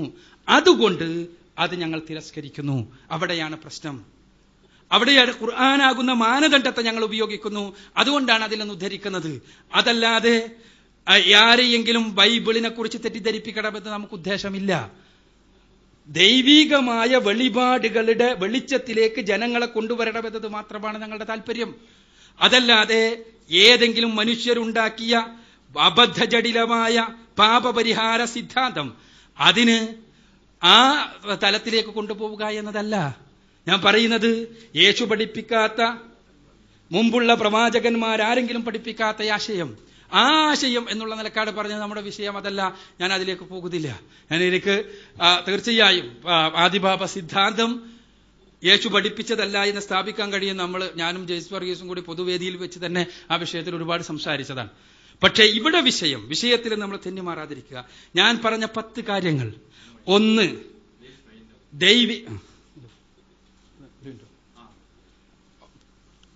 ദൈവികമെന്ന വല്ല വചനമുണ്ടോ?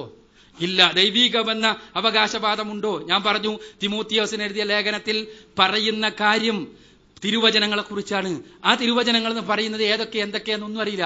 മാത്രമല്ല അതിനുശേഷമാണ് പുതിയ നിയമത്തിലെ പല പുസ്തകങ്ങളും എഴുതപ്പെട്ടിട്ടുള്ളത് എന്നത് സത്യം. അപ്പോ എഴുതപ്പെട്ട് കഴിഞ്ഞ പുസ്തകങ്ങളെ കുറിച്ചാണ് ആ വർത്തമാനം.